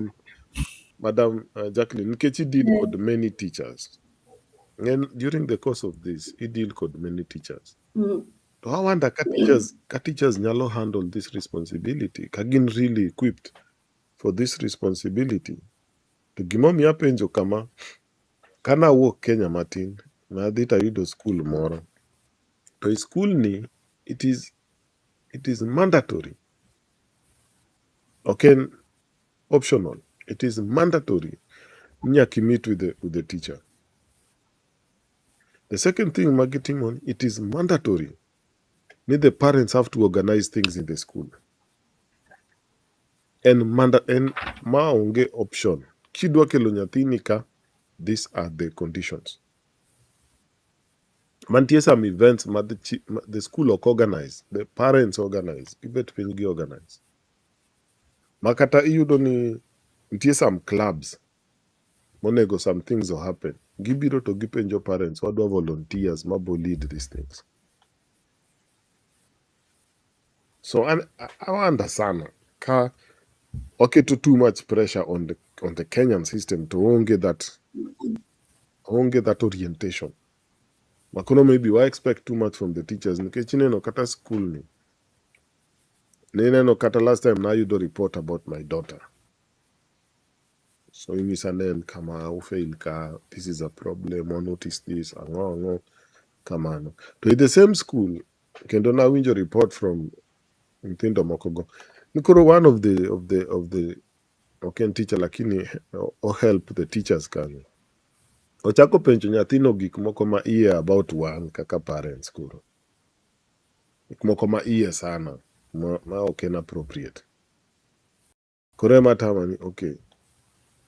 Waketo too much weight on the teachers ni ginyalo handle jogi to ama wanyalo accept no okay. Nyaka beda capacity, nyaka beda a new design kata ma this education, ma the parents have to come in. Nikech the teachers ok apar nigi. Ok no kika wach kamano. Mane question na Madam Jacklyne. Ka ginyalo handle gini ama an ma alok raja strike malong kora keto ambitions na piny ma koro teachers gi amigi mana liwe ok ginyal gino. Ok ginyal manage. Akia ka question Okay. nano clear. Mama Jacklyne, kapok idwoke. Awinji. Ni. Yes. Mama Jacklyne. Yes. Kapok idwoke, adwa ni connected. Akia ni Yes, kika confused. Gimara motho wacho no ka add nitie aspect moro bende ma iluongo ni house parents ma every year parents my class no that particular class exactly gama to the other aspect momed en ni every year parents nitie luongo ni class parents ma parents time elections any election parents tetete mane class no give they elect a representative kata 3 or 4 people magin class reps any communication ma work in school one WhatsApp group mar all the teacher the parents manage that particular class koro ka ginari adek in 3 or 4 because they are in different classes now information including uniform nikech nitie sama irwako uniform ma winter nitie sama irwako uniform ma sama but seche moko weather olokre in the night ma weather olokre to yudo information not from the teachers. The teachers communicate school class parents ka. So those class parents communicate in the WhatsApp group wachoni tomorrow because the temperatures will be low, the girls are allowed to wear blah blah blah blah blah. it's not the teachers doing that. That's an aspect moment. So as you talk to that, will that it also just go to the same? Are we putting a lot of pressure? And can you handle everything? Parents are nowhere in our system. Is it doing that? So I just wanted to add that aspect. What is your take on that? Okay. Okay, I want to respond in a line in here. As much as ni wa expect ni jopuonj mondo okonywa nyithindo nikech gin magin kodgi the longest period in the year, ok maanisha ni jonyuol hold back. Jonyuol kik chal jok ma okawo arms gi ofold. Nikech wasechulo fees, wasechulo, wasetimo, waseng'iewo uniforms, watimo gimoro amora, koro they fold their hands back. Ok owinjo wa fold our hands back. That is why I'm insisting ni janyuol gi japuonj obed in contact. They have to relate. Nikech ka gi relate to in between us here, nitie a student, then there's a teacher and there's a parent. Jogi nyaka chal kid mwatedogo ka, kit kendo ka. Ni janyuol nyaka the teacher mako the child, to janyuol be mako the child. Koro this child, wachalo joma nyaka make wate. Japuonj gi janyuol nyaka mak jalni. Ket jalni emotemo direction. It is very true ni ok wanyal jopuonj ema mondo train nwa nyithindo. Japuonj basically will deal with academics. The morals and all that should be from home. Nikech from home kae ema winjo miye nyathini morals kata kowuok ka koro dhi e school. We umore kar wach boarding no koro chopo secondary gin kono. E primary ka ma gidhi to giduogo. GK no dhi e boarding mana ka jakia ni ja class 4. But still, piny kata cha. Values mage ma jonyuol keto ne nyithindo. Ng'ani ema need help, my student. Nyathini ema dwaro help. Nyiso ni janyuol nyaka make to japuonj be nyaka make. But let us not forget ni the main focus mar japuonj en academics. Hizi zingine they are just adding another value in this person nikech mae ng'ani ema spend kode most of the time. But lweti kaka janyuol ok wuog kuom nyathini. Nikech ing'eni japuonj be kama entiere school cha, ebe they have their own lives, ebe en gi pressure ne. On bende, by the way, en be nyathine nie school moro, ma samoro gine moko manyocha wanene video ka, ebe ochokore kamoro. En be mare ni kamoro. Ng'ani be nigi pressure ne en owuon. Janyuol ni bende nigi pressure. By the way, ing'eni wawil ni janyuol be nigi pressure ka, kata mane relationship ne ka, kata an part of PAs makoro wa mention kae. Moro nyocho gocho na mukona maber niya, an kik ichak igona simu kiwa. By the way, mana kaka ike wanauda. PS ama jok mabedo elected e classes. Wabe elected mondo we help. Position manika kind japuonj to gi the parents and the welfare mar nyathini kaka bed. Janyuol achiel no gocho mukona ni ng'eni ya, wach nyathini kik ichak iwachna. To nikech ang'o to in min gi taneno ka contact man go ka. En in emomiyo abiro manyi ni gima kama pok ochul mondo nyathini oyud konyruok.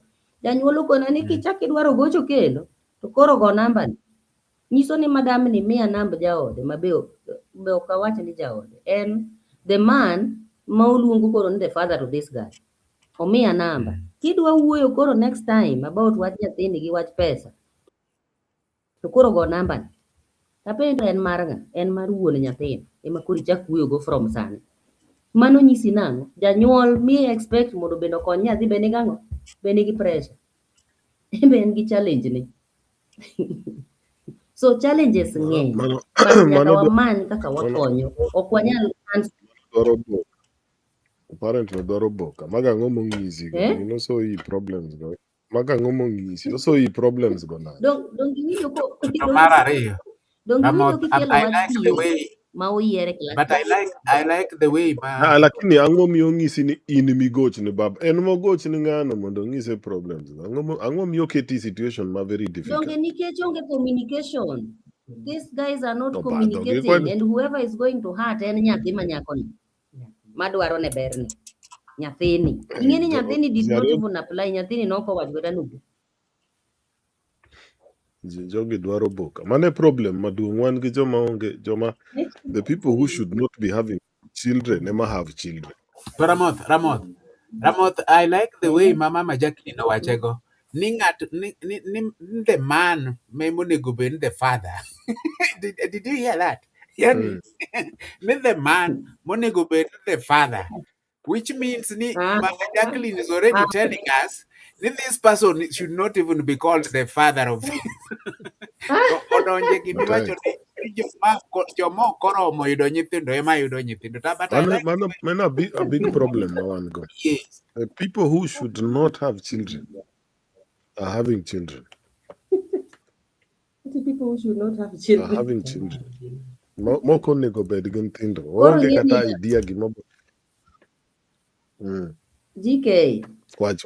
Sama koro situation ochopo kama chal kamano. So I don't focus on the two people. Focus na in this girl. This girl is even a form 4. Enema al focus nikech en madwa nokonyre. But I dak mana London to moro mana yo korwa kochacha. Okay, mano koro is not my problem. Kidwa ni mondo wakonyi koro mano to koro iluongo wakando wachako wach mopogore kono. But focus na ka en nyathi. Emomiyo ineno ka jo class ka iyiero gi mondo ka gini obedo overloaded ahinya on teachers, they spill it off to the representatives, class reps, so that they also help handle. Kichana no kasa. Gin bahati inie pie. Gin bahati inie pie and na luongo jo children to go kod wiji. Nikori go handle nyaka. Indi luongo jo ministry. Jo children. Jo children. Kori luongo jo ministry nenga ne school koso nenga. The parents gi dhiang' ariyo gi. These 2 cows are cowing. No one the problem is school ka. What? No, one the problem is school. 2 cows have given birth to a human being. How do we do? GK gi Mama Jacqueline. How do we do? Mbakani koreko ochope wange. Adwaro nu modho pi. Adwa ni Mama Jacqueline modh pi. Adwaro ni GK to hero ga coffee. Mama Jacqueline wan ka wabudho to coffee ema wamadho. Koro adwa miyu break dakika 3 mondo wadhi e break matin. Kaeto adhi golo Mama Jacqueline e video kaeto omodh pi kaeto aduoke after 3-4 minutes kama. Wabede break. Nyikwara Mogajwang, the talk we have is we are going for a short break. But the talk GK idwacho gimoro. Koso awinjo ka ng'ato. GK. Wadhi break. Okay, all right. Yeah, so Nyikwara Mogajwang, this is good nikech wagomba kama ber. To ka waduogo after the break, GK will handle something a little for us quickly. About the political leadership. What should this political leadership do? Their formulation of sound education policies, is it happening? Allocate adequate resources for schools, is it happening? Ensure fair and transparent distribution of education opportunities, strengthen oversight. The GK had asked about the teachers. Are the teachers capable? Are they well equipped to handle this? Now, GK, I'm also throwing this back to you. What about the political leadership and governance of the school? Are they doing what they are meant to do? Or are they just, because problems arise when vested political interests begin influencing the day-to-day administration of the schools? We are experiencing it. What is the way forward? GK, when we come back, and then, we pick it up from there. Kokamano Nyukwaramogi, we are going for a short break. Koreko Chakre, it's heating up. Today, we are hosting Jacklyne Ogutu, who is the founder of Lean on Me. It's a CBO, and it's doing marvelous things. And she's a parent, she's a mentor, and I think you need to support and be a pillar to what Mama Jacklyne is doing in the community. She's doing it for you. Mama Jacklyne konyo gi akonya. Erur kamano. A short break, and then we come back.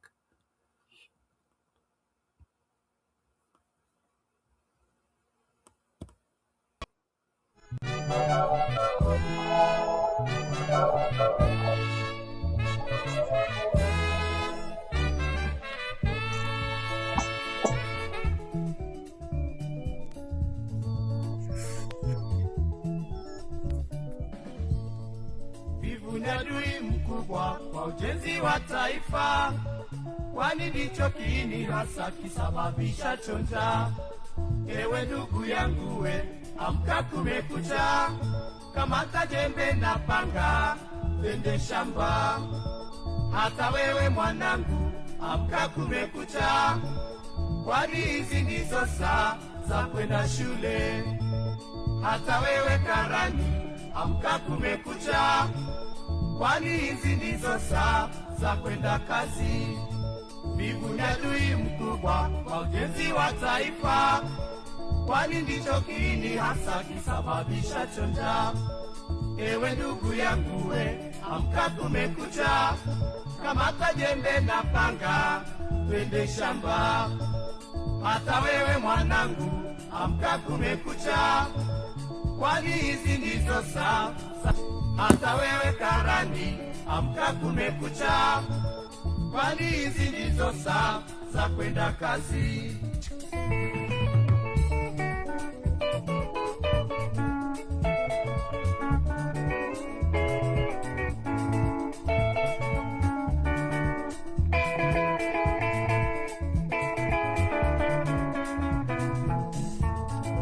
Vivu ni adui mkubwa kwa ujenzi wa taifa, kwani ndicho kiini hasa kisababisha chonja. Ewe ndugu yangu we, amka kumekucha, si wa taifa, jiepushe na uvivu wewe, tujenge taifa. Ndugu yangu kumekucha, jiepushe na uvivu, tujenge taifa. Mwanamke kumekucha, amka wende shule, elimu ndio msingi wa maendeleo. Karani kumekucha, amka wende kazi, jiepushe na uvivu, tujenge taifa.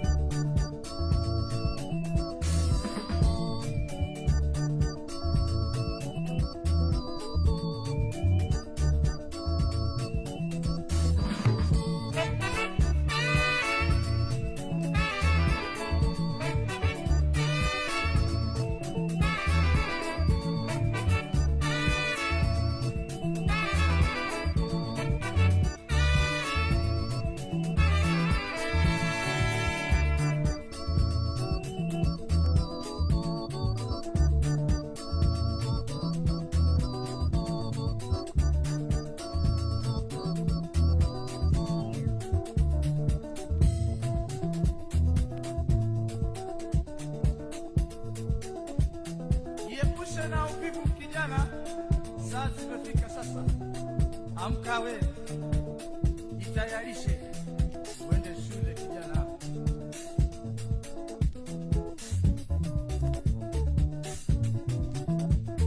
Hata we mfanyi kazi, jitahidi amke na mapema. Time zako zimekwisha baba.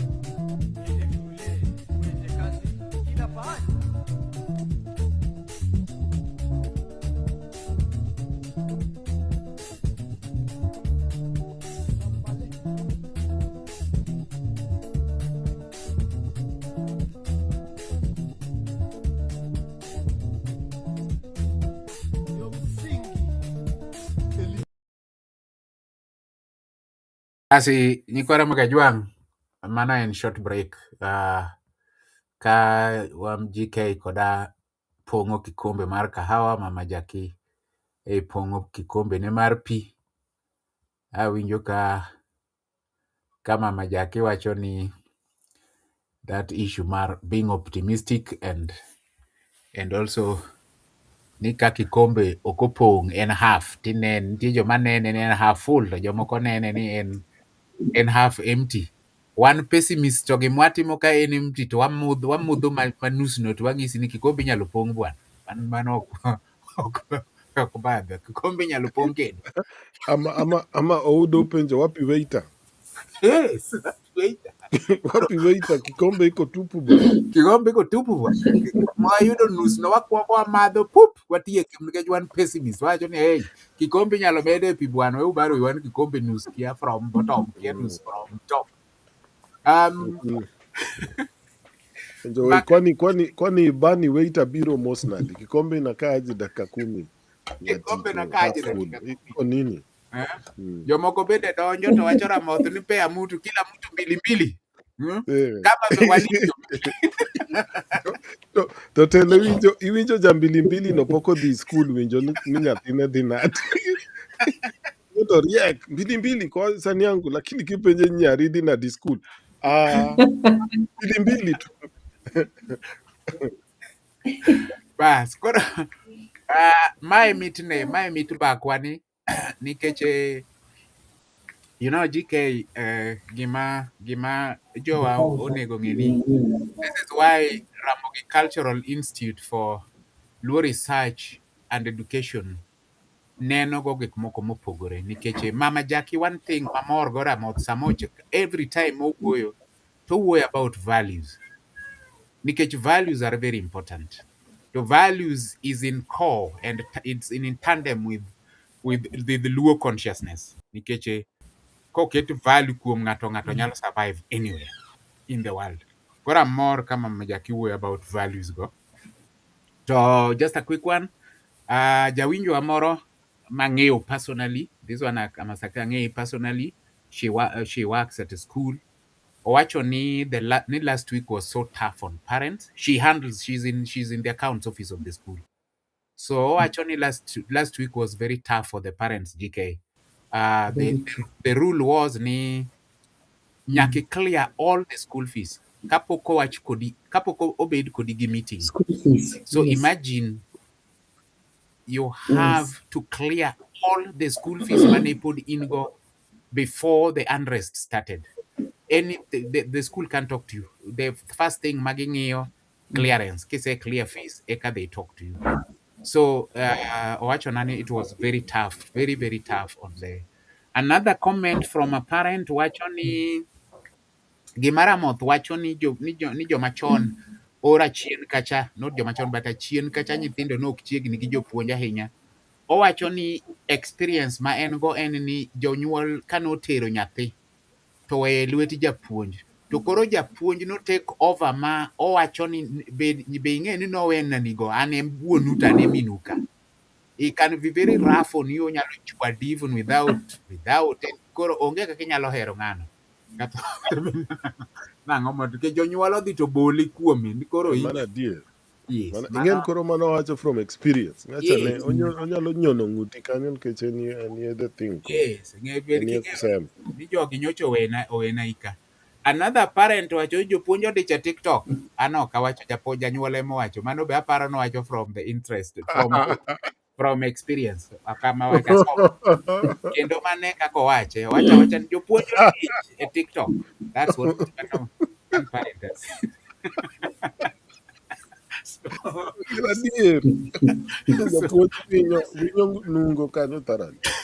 Jopuonj odich e TikTok. So mane and comment ma compare. So I was first of all giving a feedback.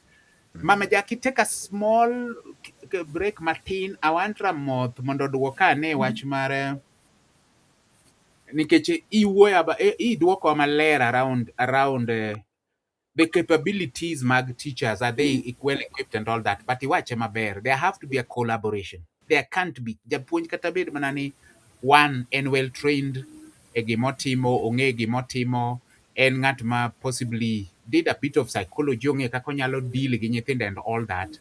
But the truth of the matter is, okonyal handle nyithindo ma are from different homes with different issues. Okanyal expect japuonj ni koro en counselor, en mentor, en japuonj, en parent, en everything. Okwanyal. So, but now, Ramo, the other aspect of this on topic A, political leadership and governance.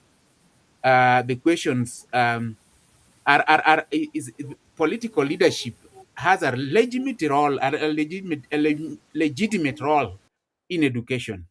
Yet when politics overshadows professionalism, school can become very, very, very, very unstable. What is your take on this? Because political leaders are expected to formulate sound education policies. Do they do it? Allocate adequate resources for school. Do they do it? Already Kenya's and got a lot of issues. Ramoth, what is your take on this? On this political leadership and the role that it should play? Because we might wanyalo wacho jonyuol, wanyalo wacho jopuonj, wanyalo wacho nyithindo, wanyalo wacho the principal, wanyalo wacho everything. What about the political leadership? What role should it play? Yes. Yes. Apparently, for politicians to be done, their work is policy is a misunderstanding of politics. Again, politics is about the division of resources and allocation of resources. Correct. Okay, now in one Africa, which politics is about political parties. Europe jidiga vote for whatever cause they are voting. Makata seche moko, even the candidate is more Chama I vote because of the issues Mother Chama tried to push. Greens and environment. Kochopo Democrat Gitemo push certain issues. Kenya okeniga about issues.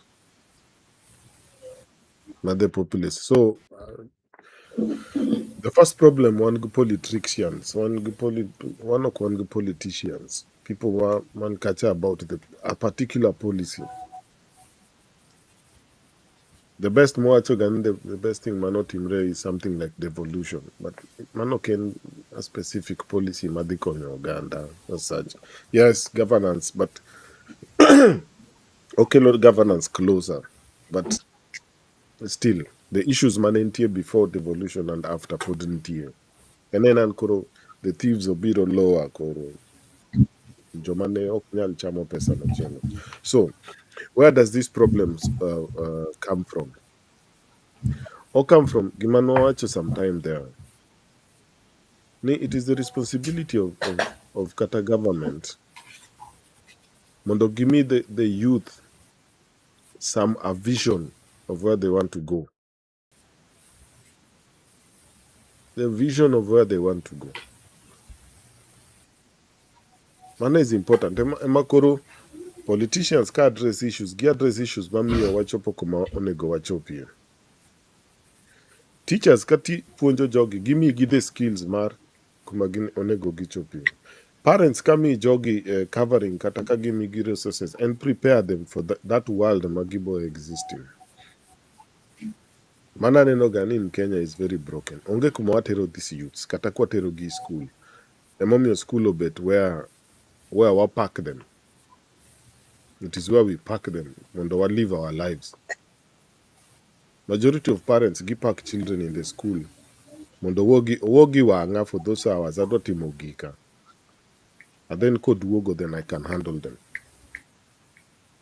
So, en kuma chal kata pinje maoko gine no jomoko tero nthindo research institutions kanyathi in 2 years, 1 year.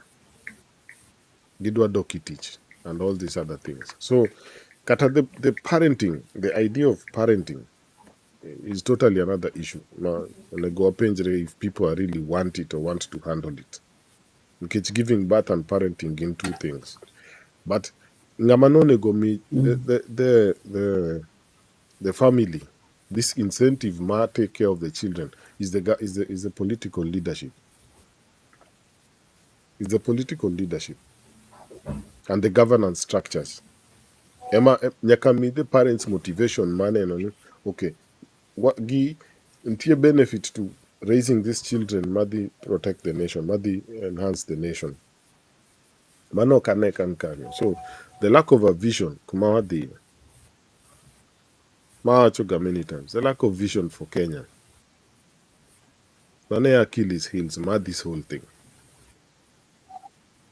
The moment I penjo really these are the issues. Okay, maybe the children, maybe the students, kata walungin the children, one parents. Giki articulate that issue. Niki realize this country is going nowhere.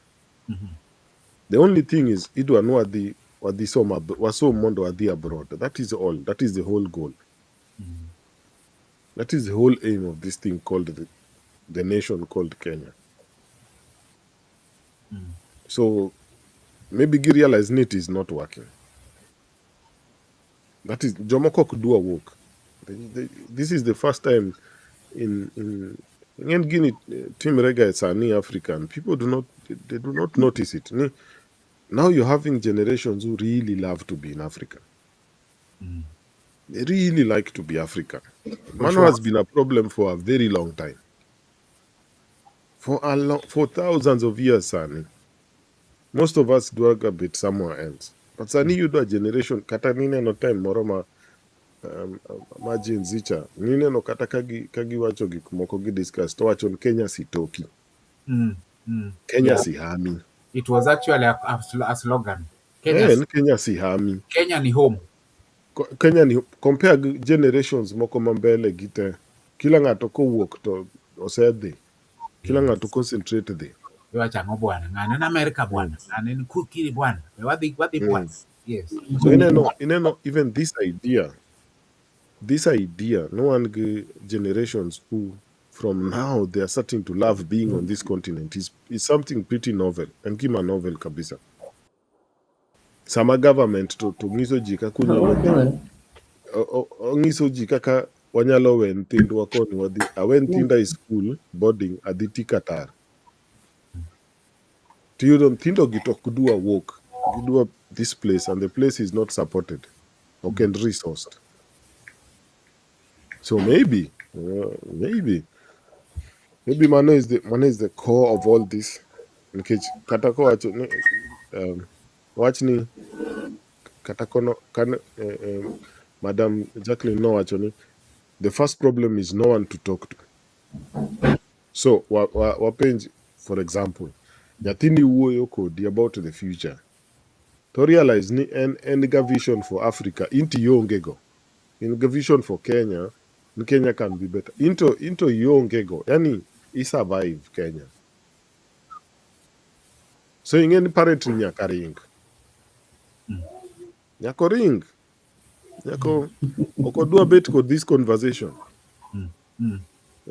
Obo Woyo Kodesadi anyone in Africa kia. And not survive this continent. And then poko you the chance madi. Wherever, Kataken, Iraq, or as long as we escape this country. But you don't yatin and very concerned for this place. Don't know why. Don't know the issues, man. Katakwach an identity crisis. Identity crisis work in case the people cannot identify with that. No, actually, Kenya does not have a Kenyan culture. Yes. Kenya tamre develop a Kenyan culture. So in Isenen Kenyan, but there's no Kenya. Onge kaka Kenya me encouragement to mabet Kenya. Amin kamatelo. Kodi class. Oromo gumwalim monego trust me. Mwalim nyo chako maths. Inge kumo chake. The Greek civilization are the inventors of mathematics. Olal. So why angmo mi okan Greece? Why was I not born in Greece? Jasaye noko sukure makoro nyola Kenya. Ngano bo bet ko that an identity motegno nadi and there's nothing, there's no knowledge, mimi all of it that relates to them and how they'll use that knowledge to develop where they are. The best minya longise ni ngen kise katibo disomo University Germany alafu kise dikuroto make sure ni manyo teach kuro. Gichudo maber.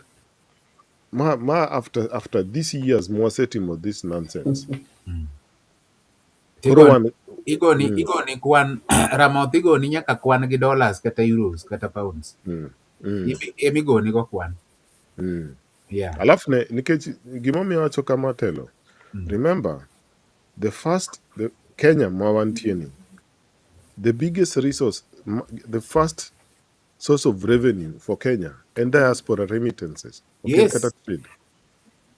It overtook tea, it overtook coffee. Yes, it's the first. Okay, trade. No, Sekalo trade a long time ago. Yes. So in such a nation, how can these children have Nyakagibed with an identity crisis? Ki hero the land. You hero the place. You have grown in the place. You better attached to the place. You have eaten the soil of the place. To kila ngatongisi in Karach. Karach, onigidi. Obo katakuwa tere abo wacho kama nguonan kichano kanja kanisa. Kata katere i kanisa. Obo identity ni boduogo nade.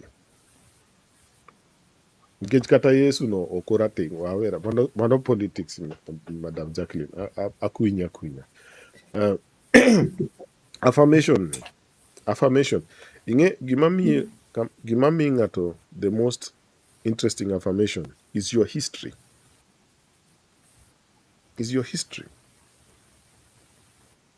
Onge ebumia history ma Kenya of invention. Just invention. Nyayo bas. Amano no luar. Mano luar cha. Yes. Mano cham kod jomoko ma kamoro bagichako miwa kia doctor kia Kuna amo gike moko mapende ok donjre. Ami bas kia mriko giko getien gia. Yeah. The only thing mang'eyo en animals. To mago ok relate ga kod. Anakia the last time Masimba no biro Mosa kia kata it was when.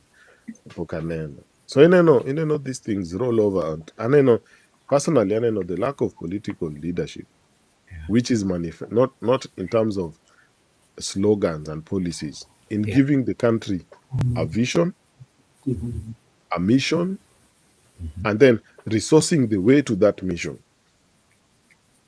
Onge. Yeah. Onge. So for me,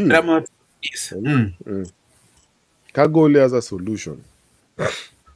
Most ama wabobiri solution bang. Can you pinch about that leadership? Kamaneka kanyalo wache how it is supposed to do or what it should do in the future. Okay, now join this political party and this one is green and that one is yellow and policy. Okay, kagiwachoni in Kenya. Kenya should be here and here and here and controlling this and this and these industries in 20, 30, 40 years. And for that, we need the schools to be like this, and the universities to be like this. And our capacity to trade should be like this. We can sustain the school and we can sustain the students. And give work to that. Give work specifically to that. So, Katakagi make some things to government prioritize Mago. Okay, this one's in 20 years, in 10 years, in 30 years will give us a fighting chance. But Mokone Akia, we work in this party, did this party, Tomakoro, Maembe, Macha Machungo, Macha Le, Macha, he choose colors. Onge policy, onge policy. But I mean that onge vision, onge resourcing the vision. Teloka okaduo kitingisa nkiseche moko. No, it work. In fact, I asked you that question because I knew ni connect especially gigik mama Jacklyne Owachoka. And then you've laid down the issue, and then now what must happen next is what now in your summary from what you've just said, because we must come out with what must happen next. So in what must happen next, Makori bro articulate now a few things quickly, but that question has been answered. Schools should not become arenas for political competition. ODM, UDA, UGM, I don't know what. They must remain institutions of learning, character formation, and national unity, and all those things. You have, I'm just trying to paraphrase how you've put it. Abro Dwokechi, you have talked of vision resources on that those needs to come out clearly as what needs to happen next, especially from the the governance wing of the school. Now, adwogo kuomi Mama Jacklyne, kindly. Yes. Tadwogo gi wach Yes. machal kama ni nitie gimiluongo ni public. In ichoko nyithindo gi, in gi nyithindo gi, iwinjo stories gi ng'isi kama. In code also it's good nikech in nyaka in a parents you are a representative in a class. You talk to the parents, which means ni in part of the bridge in between the school administration and the parents vis-a-vis the students. Yes. But listen to how I'm framing this. Whenever a school whenever a school or schools experience unrest, public discourse often follows a familiar pattern. Social media fills with criticism, blame is assigned, and judgments are made within hours. Students are labeled spoiled, teachers incompetent, parents irresponsible, and the government asleep. While accountability is important, the question we must ask is, are we, the public, merely convenient spectators? Jacklyne, you, before I say a convenient spectator is someone who observes a problem, condemns those involved, yet never examines their own contribution to the conditions that have allowed the problem to emerge. Mama Jacklyne, you are part and parcel of what goes on in schools. You are part and parcel of the people who are looking for the solutions. How do you gauge our Kenyan public when problems like school unrest happens? What they do in social media, what we hear from social media, the people stand in a long they English version, you stand on a high horse, either high horses, and then they throw jabs. Hey, nyithindo matindegi. Hey, jonyuol masani. Hey, principal no is this. Hey, school no is that, and all that. And what is your take on our attitude as Kenyans towards such issues when they happen? Because you talk to a lot of people, you talk to parents, you talk to teachers, you talk to the students themselves, so you are kind of a bridge. How do you feel when you see how some of the issues are handled in the public? Is our public a convenient spectator? They take a very convenient position and then they throw jabs without remembering or realizing we are part and parcel of this problem.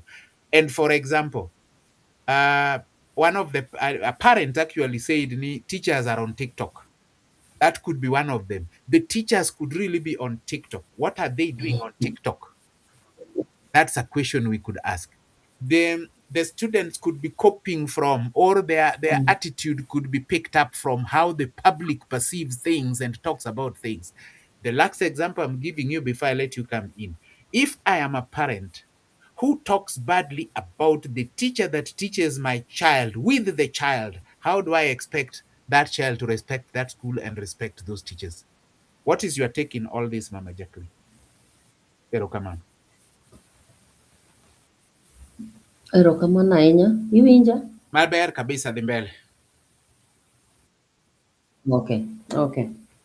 I want to say this. Ni enyewe sometimes the whole society becomes a spectator. Iluonge nang'o ama spectator mane? Ma potential A spectator. What did you convenient, say? a convenient, There's a word you have used. convenient, a very A convenient convenient spectator. spectator. Yes, eno ka Yes. position mabere Yes. kona eno ber. I think most. Yes. Yes. I think Nia gima owinjo watim. Let us all take our positions. Let schools take their positions in implementing even the policies that they need to put up. Because kata sama koro school yudo shida to kae to gik moko imanyo tiyudo ni ma owinjo tim kama to kotim kama. To kotime nikech ang'o? Nikech samoro ng'ato came around and took something and went and said, un dhiura dhi mbele kaka unne. Kaka skul ni nitie, dhiura dhi mbele. To nikech nitie gik mosebed kiwacho ni skul owinjo bed kama, skul dhoot owinjo bed kama, kia ma owinjo tim kama, But igika point moro miyudo ni gigi ok otim kama, to ng'at mowinjo bed ni supervise gini to kalo kandi kendo neno gini, lakini onge gimotime nikech somebody went into the pocket or somebody ng'ato nitie gima ng'ato timo to block this. Koro apani school or take their position in terms of gik mowinjo tim e school in the right way, timgi in the right way. Jok mowinjo ng'i kata mana owinjo supervise be otim their jobs in the right way. Church should also stand and take their position. The spirituality and the values that I keep talking about, let us stand up as the church and do something about the children. The parents cannot be forgotten. Let the parents also take up a role. Let them take their roles. But iyudo ni wan gi jonyuol ma ose demonize the generation moko ni generation ni. Hii ni ile generation haisikii. Yani ingine ose brande, mose demonize, mose miya name. Ni hii ni ile generation yenye haisikii. This is that generation. They have branded it, the generation. So I think parents will take position. Ka kila ng'ato take position, then society or brand the generation. Koro can we do a rebranding? Wa mark positions wa wate. Ka kila ng'ato play role ne in the right way, to wadhi yudo direction ma wadhiye. Kila ng'ato otim role ne ma ok ong'iyo ni odwa yude ang'o. Ing'eni ng'enywa apani in the society nitie jok moko ma timo gimoro nikech nitie gimodwa yude, ama obedo shat kik otim ma nikech nitie gimoyudo under the tables that jok mamoko ok oneno. Let us all take our roles. Let us all take our positions. But as you say, sometimes we become the convenient spectators. But I'm saying, let us take up our roles.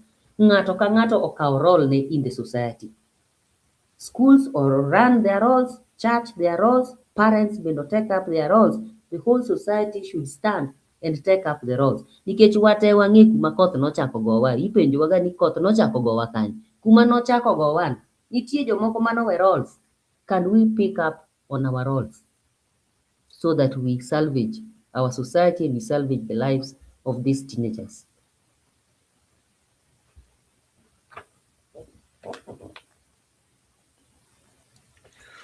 Atieko. Wan legini oketi oko iseduogo. Aparo ne en gi technical issue matin. Onge. E seche moko jogi nyonowaga kwa dhi sana. Ng'eni kwa dhi sana to wacho gi dholuo to wayudoga issues. Nikech ng'eni wan waketi kod jowa ok nwadwa kod jomoko wawuoyo kod jowa ni tok jowa te. Nitie specific joma effective ming'iso gino ke nyaka piny apargi. Nikech ma kakiwachono is very interesting. The public again convenient spectators. Tayudo majority of the public gin very strange people. Aparo ni one thing mabe nyaka ket kanyo ni nyaka remember that the public are not honest people. The parents are not honest people. So the children know this. Okay, they have seen us from when we were young. The teachers be honest people. The government is not honest people. So just that dishonesty could. We are not role modeling. That misbehavior. Let me tell you something. Nyocha an gi program moro to jomoko no train wa, then we had some units ma watimo gi the teenagers, the ex-candidates, jok manyocha timo form 4 last year. There's a unit miluongo ni integrity. This integrity unit nomiya problem kabisa gi these teenagers. Why? Idwa ni mondo gimiyi kata examples of people that they can stand and say, ni this one is having the integral aspect ma anyalo chung ma follow ng'ane. Do you know ni the children ok nyal kata mana trust the parents? Onge ng'ama. In fact, apani one girl kene manomiya an example of the mother. The rest, we switched to the Bible. Wachako manyo Joseph gene, wachako manyo Yesu. Nyiso nang'o? Ang'o ma gini wachonwa? Giwachonwa ni mistrust. Nyaka nyithindo ok trust even the parents magin. Get parents ok ochung' the truth. Parents nyalo go simu kata en sijui wapi to en ka. Soma. Ok gin joma beyo. Mano imako simu. in wuoro imako simu kata in miyo imako simu, nyawadi penji gimoro kata kuma intie, iwacho ni an town, an e dho Jevajika, lakini in kanye, in Kamuli, ok idho kata mtoka. To in gi nyathini matin ni, ipani nyathini lana. There's no point of being truthful. Mano e the issue. Awachoga ka many times awachoga ni parent bet kanyo ng'isi ni onegi somo ber to en pok iwa inene kata gazet kosomo. Pok iwa inene kata gazet kosomo. En ong'e nadi in somo ber to kinega kata kosomo. Ing'eyo? Ngike ikete mapani. Ong'isi en ong'e nadi, ong'isi ni somo ber. En pok iwa inene kata kobet gi gimoro ma interesting mosomo. Kata book moro ne o relax. En kibet tiwinjo ko owinjo ajawa kiang'o, owinjo tum machon. Yani mano is omadho gimoro kobet kanyo. Mano is the only thing. So wawachoga kan the children do what you do, not what you say. Monkey do. Monkey see, monkey do. The children do what you do, not what you say. I'm back. Sure. Mano ber telo. No wawachoka telo ni in addition to public bedo convenient spectators, nyaka wawach ni these parents, the parents, the government, the institutions, the people that all these organizations that these children are looking at are not good people. But by good, I do not mean good as in biblical good. I mean they are not honest people. They are not truthful. Integrity. Kata just the truth. I'm just radiate. I'm just radiate so chemoko words kaka integrity baga. But I mean not a mogol example ouda angiso parent ngiso nyathi nisomo ber. To ngani kata just gazette okosomga. To kata okosomga nyathino ok nyal biro ba yude no bet gubuki. I sitting room osomo just consistently. Ng'en man already puonje ni isomo ga. Ok no asomo because of exams. Wasomo ga normally. Mano is the human experience. Wasomo ga normally. Morona wacho ni giriambo, thoroughly giriambo. Jacklyne ne wacho ni for example en gi nyathine kanye to ng'ise nakuja asechopo an ka idhot ka ng'ani poko idho kata bas. So nyathini donge lan ma ng'ama ok inyal kata winjo gima nyisi. Kata gik monyiso mwalimu gi nyalo bet 90% gin fuo. Ong'eyi thoroughly, dongo observe ga. In the first person mowacho ga. To kata kineno gik ma serikal temo ng'iso gi gonati kuna makazi. Ong'en ma nonsense. Nikech gidaki society ma ging'e ni jogi ok gin jo adiera. So what not? What is the difference kobo beta ng'amo bam? So what? To kata mana on the other wing also, kata mana ka gi strike wang'o gik moko ni donge gineno ga ka joma dongo gi be wang'o tiles e barabara, donje e wang'o supermarkets, kwani maka nyithi skul ga gika. Telo aneno kidwano bai kidi.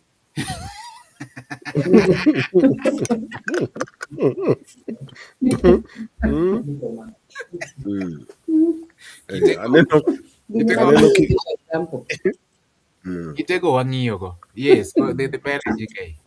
Ing'eyo ok inyal ng'iso nyathino no gine to wuon gi machamo ga tiagas to kendo wadgi maduong' nochamo tiagas boywayo dhoge bogoli ume. Ing'eyo onge giminyise. Mano koremo bet the tradition. Ramoth party leader owacho ni un kuwinjo kata ka gimoro wiu to ringo udonji mtokni. Wan wasewinjo wiu mang'eny e barabara. But telo that is mano e gima wapenjo. Really. Ok wabed honest gi nyithindogi. Emomiyo ok wadwa wuoyo kodgi.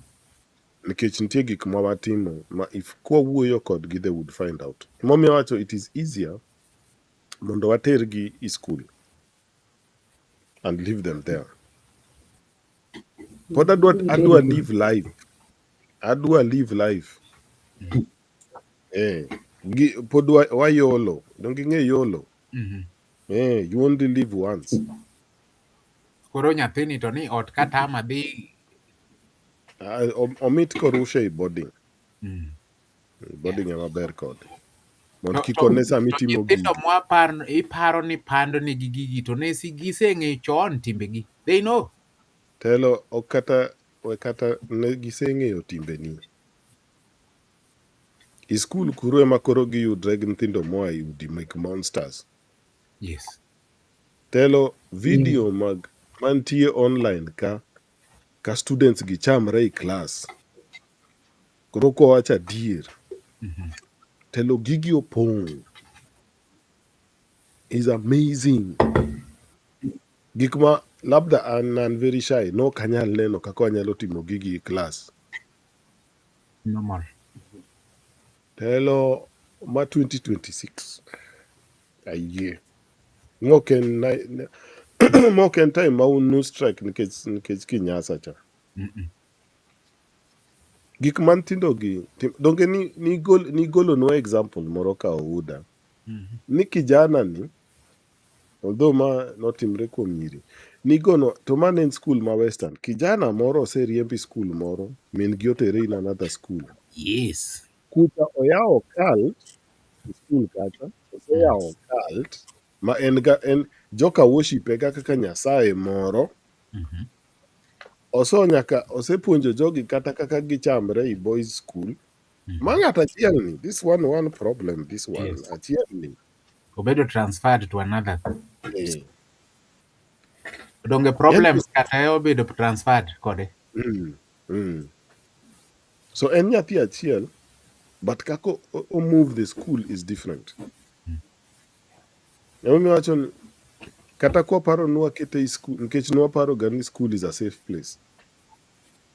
Nkech majority of the first schools no chak kod church. Koro waparo ga pod wan gi hangover ni schools gi pod gin gi that church Mentality. mission. Waparo ga like this nkech the first ones were church schools. St. Mary's Yala. Magone gin make church. So oparoga especially one generation my parents ni one we mokalo ka one nikech sani wanie parents. Kiwachon parents ingen wan waparoga nen and our mothers and fathers. Yes. Mano be another point. Waparoga no iwuoyo about jomoka one this generation. Yes. Spectators. It's not one ogege problem no. Giwiwa will. Mano ok nyathiwa bana. Parents were. Yeah. It is our parents. So we will you are a parent to a teenager man is school. Lakini ingeni an.com okanenega. So na sewita i boarding so Any problem kidogo an ma arayot an ma kinena i TikTok to weche nok tugo. Kwanza an gi followers kanyo iseneno kaka winyo ga nungo na kanyo. If ingen koro parents piem gi nyithindgi for followers. Kendo lich. Anyway. Mama idwa wacho ni nyathini kaka onego behave. An gi experience moro telo ma the mother is so embarrassing. Ma nyathini ok dwa ga nong'en she is the daughter. Yeah. Mother osechwado 50s. To miel ga i TikTok kanyo bwana. Winyo siandana i TikTok kanyo. So akian Madam Jacklyne bo wuoyo kod jogi nade nikech ginie PA but anto dna kelo kok boka to jo children's department. To Ramoth, aneno sawa ni. A few pointers and the whole discussion kaka wase nkech kawuono ma en part 3 ne on first part, second part, this is part 3. Parting shot from you with a few, pointers around the whole topic, how we've come through with it. And then also a few, so what next? What do we do next? Nikech aparo ni mama ja wasekipe ka for long. Koro wang'ade nikech ang'en kiny en kod gege mobendo dhi. Kiny en church bende aparo. Koro wang'ade. Or should I give Mama Jackie otieknwa, then we can finish it off. I think that's a better idea. Yeah. So Mama Jackie, kata kirelease to en sawa. yes, Mama Jackie koro adwani watim kama. Mokwongo, Yes. agoyo ni erokamano maduong'. Kendo I don't even know how to say it, but agoyo ni personally from me and from myself and from Ramoth, and I know from because I'm having even the technical team saying very positive things. Hey, uyudo the real gold kawuono. And also Ramogi Thank you. Cultural Institute for Luo Research, Luo Heritage Research and Education. Wagoyo ni erokamano maduong' ahinya kuom kawo thuolo ni. Taparo ni mae ok ene mokwongo, te en mana mise mwaketo. Aparo ni kod tich min go gi gik mitimogo, collaboration dhi bedo mapek sana mbele kae. To kawe mano, mana akwongo agoyo ni mana erokamano. Miwa wach mogik, we are not directing you where to take it. Kata idwa wacho ne parents, kata idwa wacho ne nyithindo, kata it's up to you. Nikech mano en position ma intiere. To kisemiwa wach mogik no, to adwa penji penjo moro, nikech in gi project titimo gigi to iwuoyo gi ji ka. Ka in thuolo mar mondo iwach ne ji nambi in iwuon, mondo jogo madwa reach out to you for your services, for collaboration, for whatever kidwaro, kiyie to wamigi namba ka jogi, ni mana ka nikech ka gi reach wa out to it will be ket ni koro wachung' e diere kanyo. But I would love ni gi reach out directly, nikech itimo community projects. But mano ka yie to kitieko to koro imigi nambi in iwuon kod kaka ginyalo contact and all that. But before that, a few words words mitieko go topic ma wan go kawuono. Erokamano. Akae to kitieko to release. Telo kapok Jacklyne owuoyo. Kon mende man piny kanyo. Kon mende kik ugo simno. Mago joma active kende. Jacklyne has been in this field. Ong'e con men go se deal kodgi. Ong'egi. Yueno kiake. Moko wuonden in kanye wabiro kelo ni kanyo gine pads mar 1,100 ine ok inegi. Dhi mbele mama. Jika ikoni kon men ka ng'eny to gidho luongo gi tek manade yawa. Timbe gi richo. Kon mende jike kia dholuo. Okay, mano ok en dholuo. Koro an agoyo erokamano. Agoyo erokamano ahinya kata kuom luonga, an bende abedo achiel kuomu odhiambo ni. Ago ne jowinjo bende erokamano ahinya kuom bedo sano te mwabedo kanyakla. Gima daher wacho kata madaor ne waduto te as a nation, ni waduto wakaw positions wa. Ka en kanisa, ka en school, ka en parent society, wakaw positions wa mondo wakony society wa kapok olal. Another thing en ni let's talk with our children, not to them. Sani ok en sama iwuoyo negi. Sani iwuoyo kodgi, wawuoyo kanyakla, wajadiliana. Yani iwacho to wawacho to wawinjore. Wawuo gi nyithindo, wabed osiepe nyithindo, to walos gi nyithindo. Kik walos negi. Then let's talk and wabed gi friendship gi nyithindo. Then mogik daher mar wacho ni wachiw itwa ne nyithindo. Atimo counseling, to counseling ipuonjowa ni itwa dongo malich. Kineno kaka ita counselor ogol it maduong' koni gi koni, to dhoge to dwa mana bedo dot. Nyiso ni itwa, wateme jonyuol wachiw itwa mondo nyithindo yud kama ginyalo puke kata poe wach gik ma gin go e igi, moloyo kwarito ni mondo gimuochi. Eka wabed parents ma proactive, wachiw itwa mondo nyithindo wuoye, mondo wawinj kaka dwa konygi. Kata tek manade to nitie way ma nyaka wayud kaka wanyalo konyogi. Wawe brand gi ni gin generation cha. nikech ing'e ni nyathi kata brande ni ma generation moro mok winj cha, pare ni mari no to onge chieng' mobro change identity ne. Ka en nyathi miluongo ni ma wuod Omondi, to en wuod Omondi ma komondi no be ma kogik odhiambo to dhiye, ok odhi ka ng'ato. Koro wawe brand nyithindo to wawacho ni ma generation moro mok winj cha. Nyathi ok bi chenjo kata dala modhiye, dala nie modhiye. Koro nyiso ni janyuol wadog piny mondo wapim gi nyithindo, mondo waket values ka. Gik mwadwa ni wane ir nyithindo, watem atema, kata tek to watem atema. Koro kar contact na, tadwa chiwo contact na mar simu 0723, contact na mar simu 0723 552 534, 0723 552 534. We have a website kama kata display mar all the activities nitie and the programs, and where somebody can even give their support, nikech pads wamanyo every time, pads and panties. Samoro yudo kata kaketo status kaka sani ne watimo drive manorumo on 25th June, but does not mean ni waloro, pod wa need pads nikech nitie skunde makata moro na turn down, iluongi to ionge gi enough that you can go mondo idhi chiw. Education ochwere, koro wuoyo bende ochwere. Asika nyiso jonyuol ni wuouru awuoya ma ok uol, nyaka wawuo awuoya. Nikech kata obalo mokalo yo sani, lakini nisewuoyo, chieng' moro kobedo mos toparo achien ni mami alisema, mama nowacho, baba nowacho kama. Koro wabed abeda gi wuoyo ma osiko, koro wuoyo ok rum. Koro kaka wacho ni pads pod wamanyo panties, kech wachiwo pads gi panties.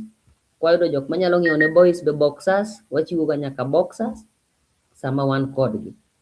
Koro asechiwo namba na mar simu, then the website that maybe ng'ato nyalo review or visit is www.leanonmecbo.org, www.leanonmecbo, and one word, leanonmecbo, ikiwa imeshikana hivyo, leanonmecbo.org.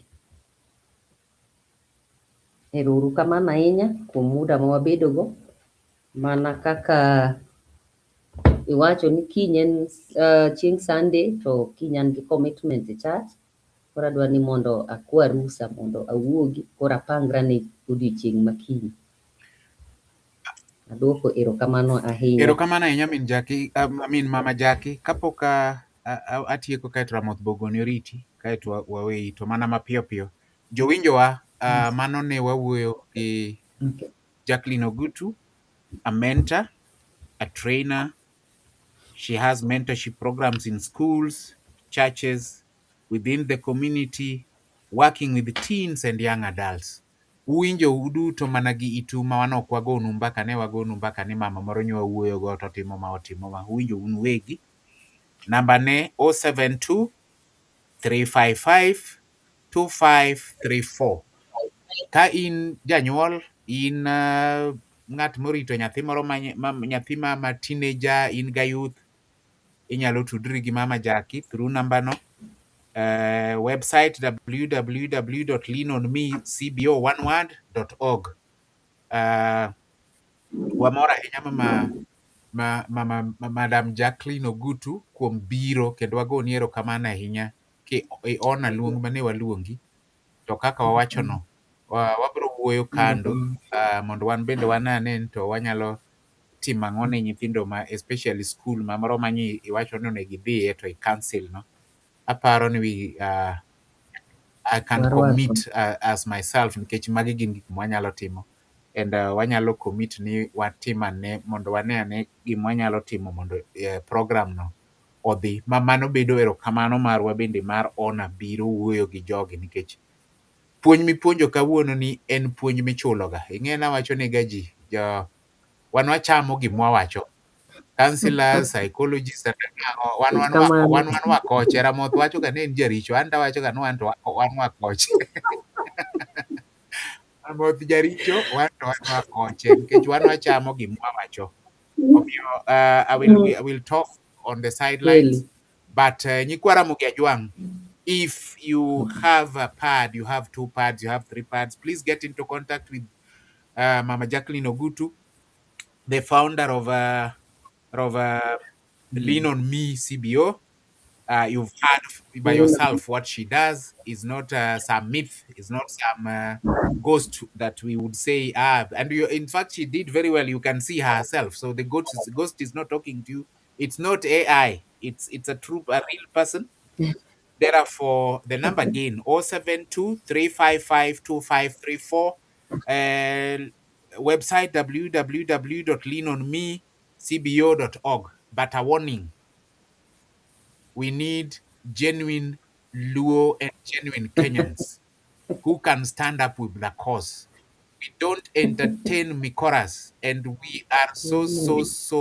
Ramoth knows, will tell you, we don't entertain Mikoras, and one more bro Ramoth again, what you can no bro luongo your children, one more kobi luongo your children, wabro luongo police to you. Erokamano, Madam Jacklyne Ogutu, wadwa release mondo idhi ikri ne kanisa. Wabro bet gi other programs, wabro luongi ka nitie gima wang'eyo ni ma to Mama Jackie can handle, we will call you again once. To ka jogi bende o request ni luonga ne Mama Jackie obi owachane about this, then we will also take that to the Ramogi and do that. Kokamano mapiyo Ramoth bone Mama Jackyline oriti. Erokamano. aba go erokamano kuom biro ka spend time kodwa. At least i-change ing'e ni ji osezoea duondwa magwa gi, but at least kawuono imiyo obed soft. Erokamano kabisa. To hope ni ji ma serious ema bobiro. Conmens kaka Owuda wachogo, joma dwa sero, joma dwa medo mon, that is forbidden. Uru wach manyo side chick kuom Jacklyne were uru kodo mokwongo, that is forbidden. Mago onge. Keep focus. Ok wadwa ketho nying.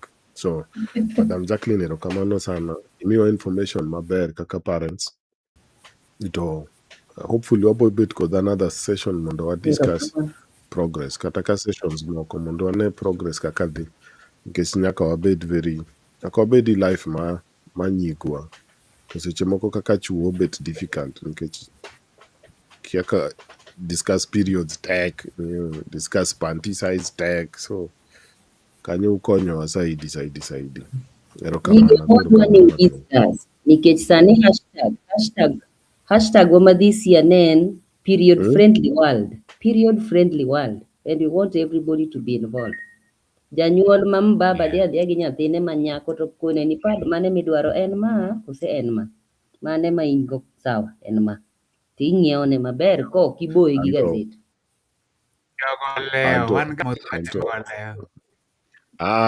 George, anto kwara nong'isa ni kadhi baneno gigo tabedo muofu, so an aluor nyaka sani podi. Pod aluor. Ing'e ni iwacho kila ng'ato onego chung', to wan jojuogi ok iluongowa. Wan jojuogi ok iketowa i mix. Koro comments Erokamano sana. ne wan ka gi jaduong' bende. Erokamano. Mose ahinya, erokamano. Wachne ni wago erokamano ni at least nomiyi nafas mondo ibed ka. Wagone erokamano ahinya. Okay. Bas, Mama Jackie wabro wuoyo by the side, wewe mithuolo mondo koro idhi igine iikri ne kanisa. Erokamano ahinya. Nyasaye ogwedhi. Erokamano.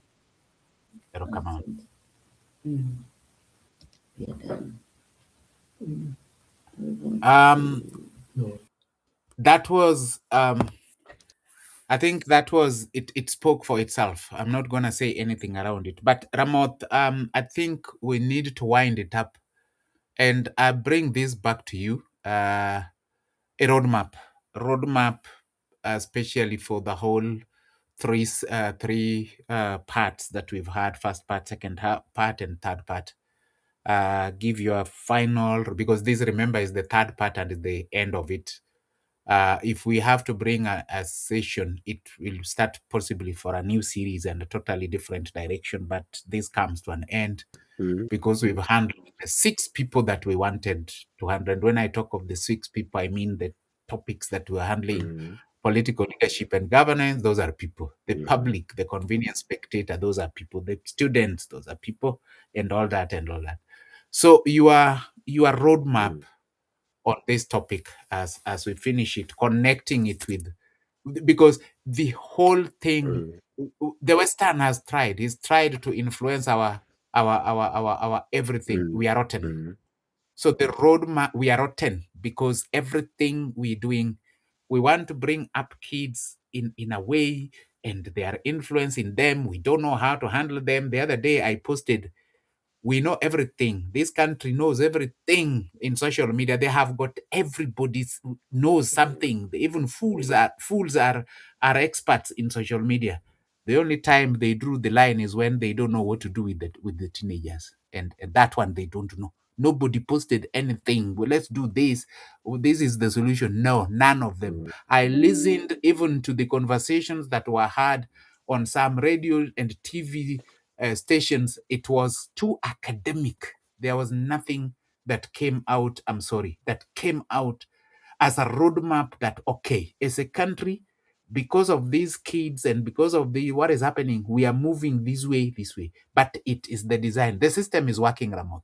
So this system can only be destabilized by the Luo consciousness. Take it over.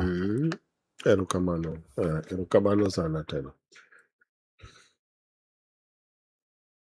Until a 7th part. The 7th part is the culture.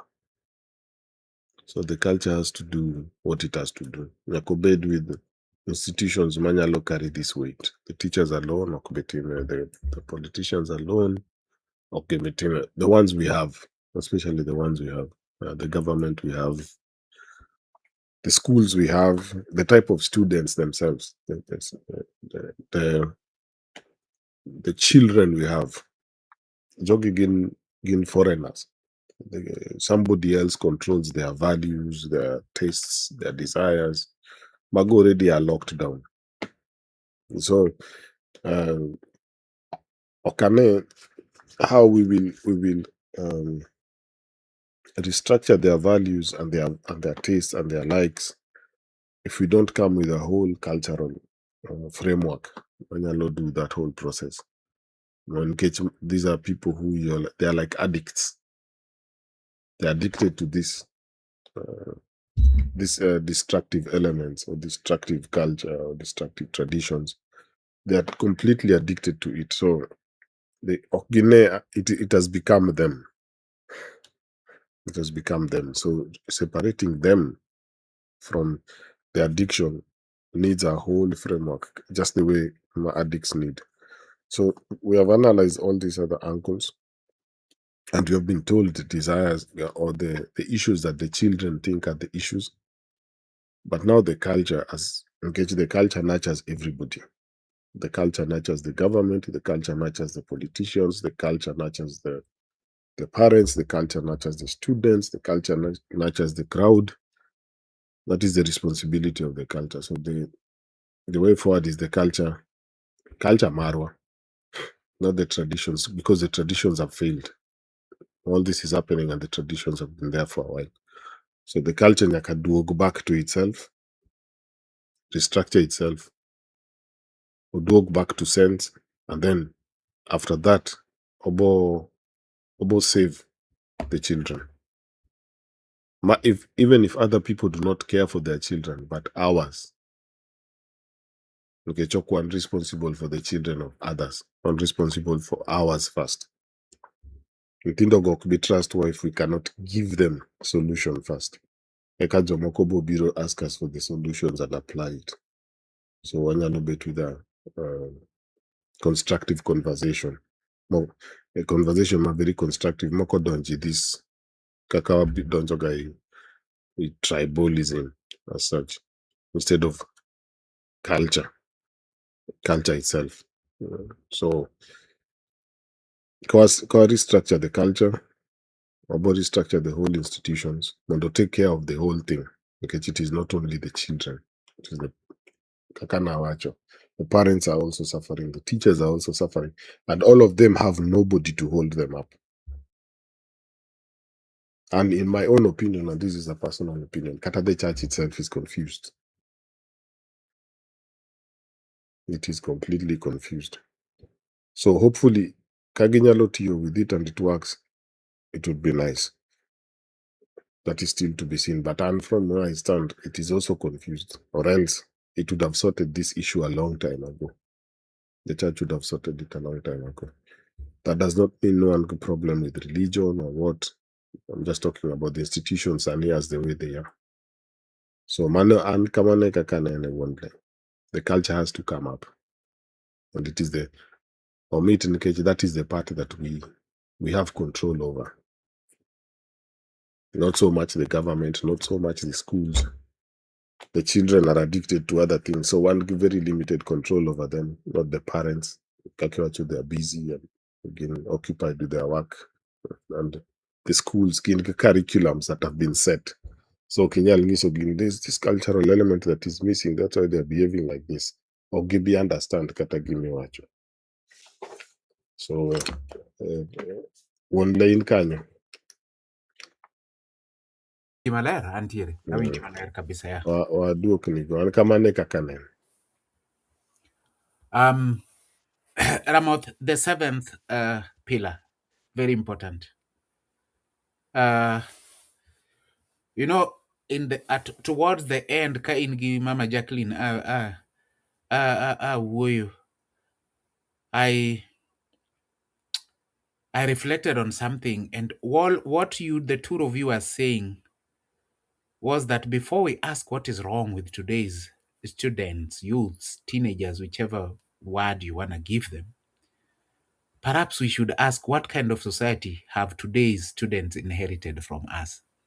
It came out very clearly in what you were discussing. It was very clear because it goes to everything we were discussing. Jonyuol mariambo, jopuonj ma possible, some of them ma nigi wrong influence. Ka nyathi mipuonjo koro in ebidich moloye e TikTok. What are they learning from you? Politicians ma politicize schools, gin gidwaro schools ikele siasa mag ODM, ikele siasa mag UDA, ikele siasa mag all those political parties. A school, no vision. They are giving. There is no vision. You know, ICA's thing. It smashes my mind, Ramon. Somebody is advising the people working for a company that you need to think long term, and they ask, "What is long term?" And he answers, "Think 200 years."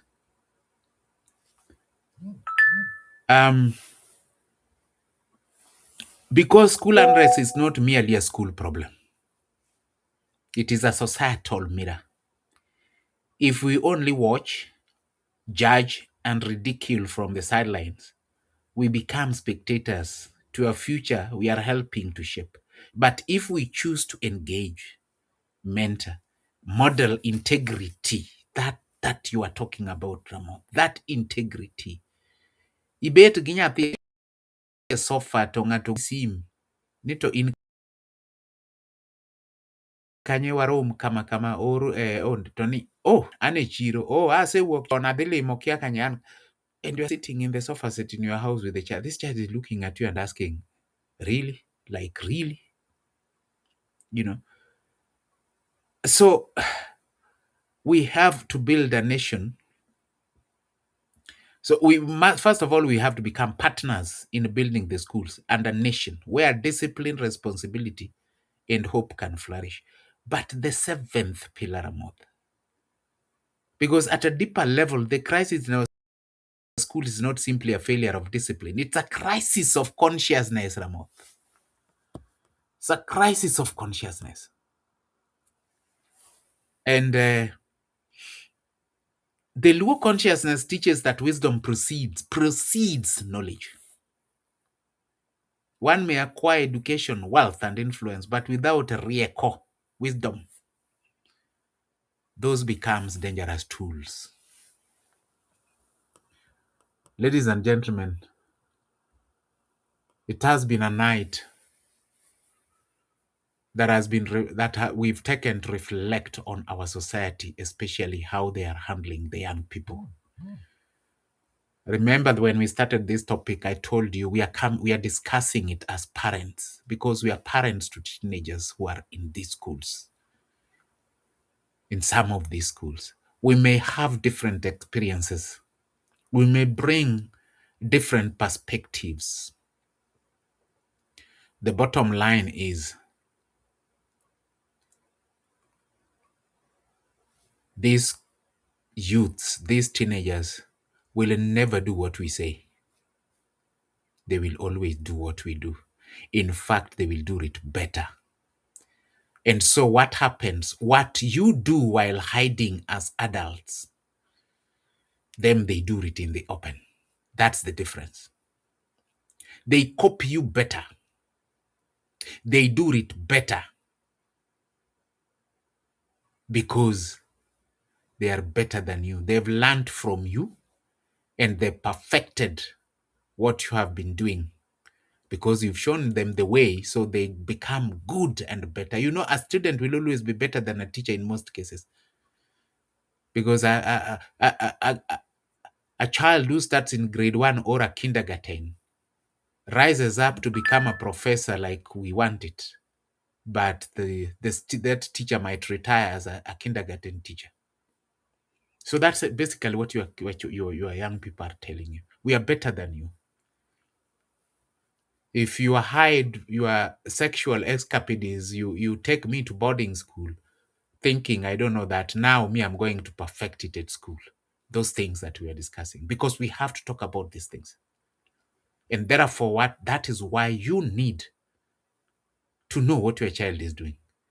You can't throw your child away in school for 3 months. You don't know what is going on there. No way. Ramoth, we were talking with you here and we said that in another program, we said sleepovers are no-go zones. They never get discussed because it won't happen. Just a sleepover. It won't happen. A sleepover. But here we are, and we are not judging why you take that part is not ours. That's never. We are not. This program is not judging you for taking an action of taking your child to a boarding. We went to boarding schools. Some of our kids went to boarding schools. So we can't stand and judge. But the difference that we are saying is moral consciousness, the cultural consciousness of you knowing I have a child that I'm obligated to put values in them. You have to have your teachers. Every teacher that teaches your child, you have to have their numbers. Let me tell you, in finishing,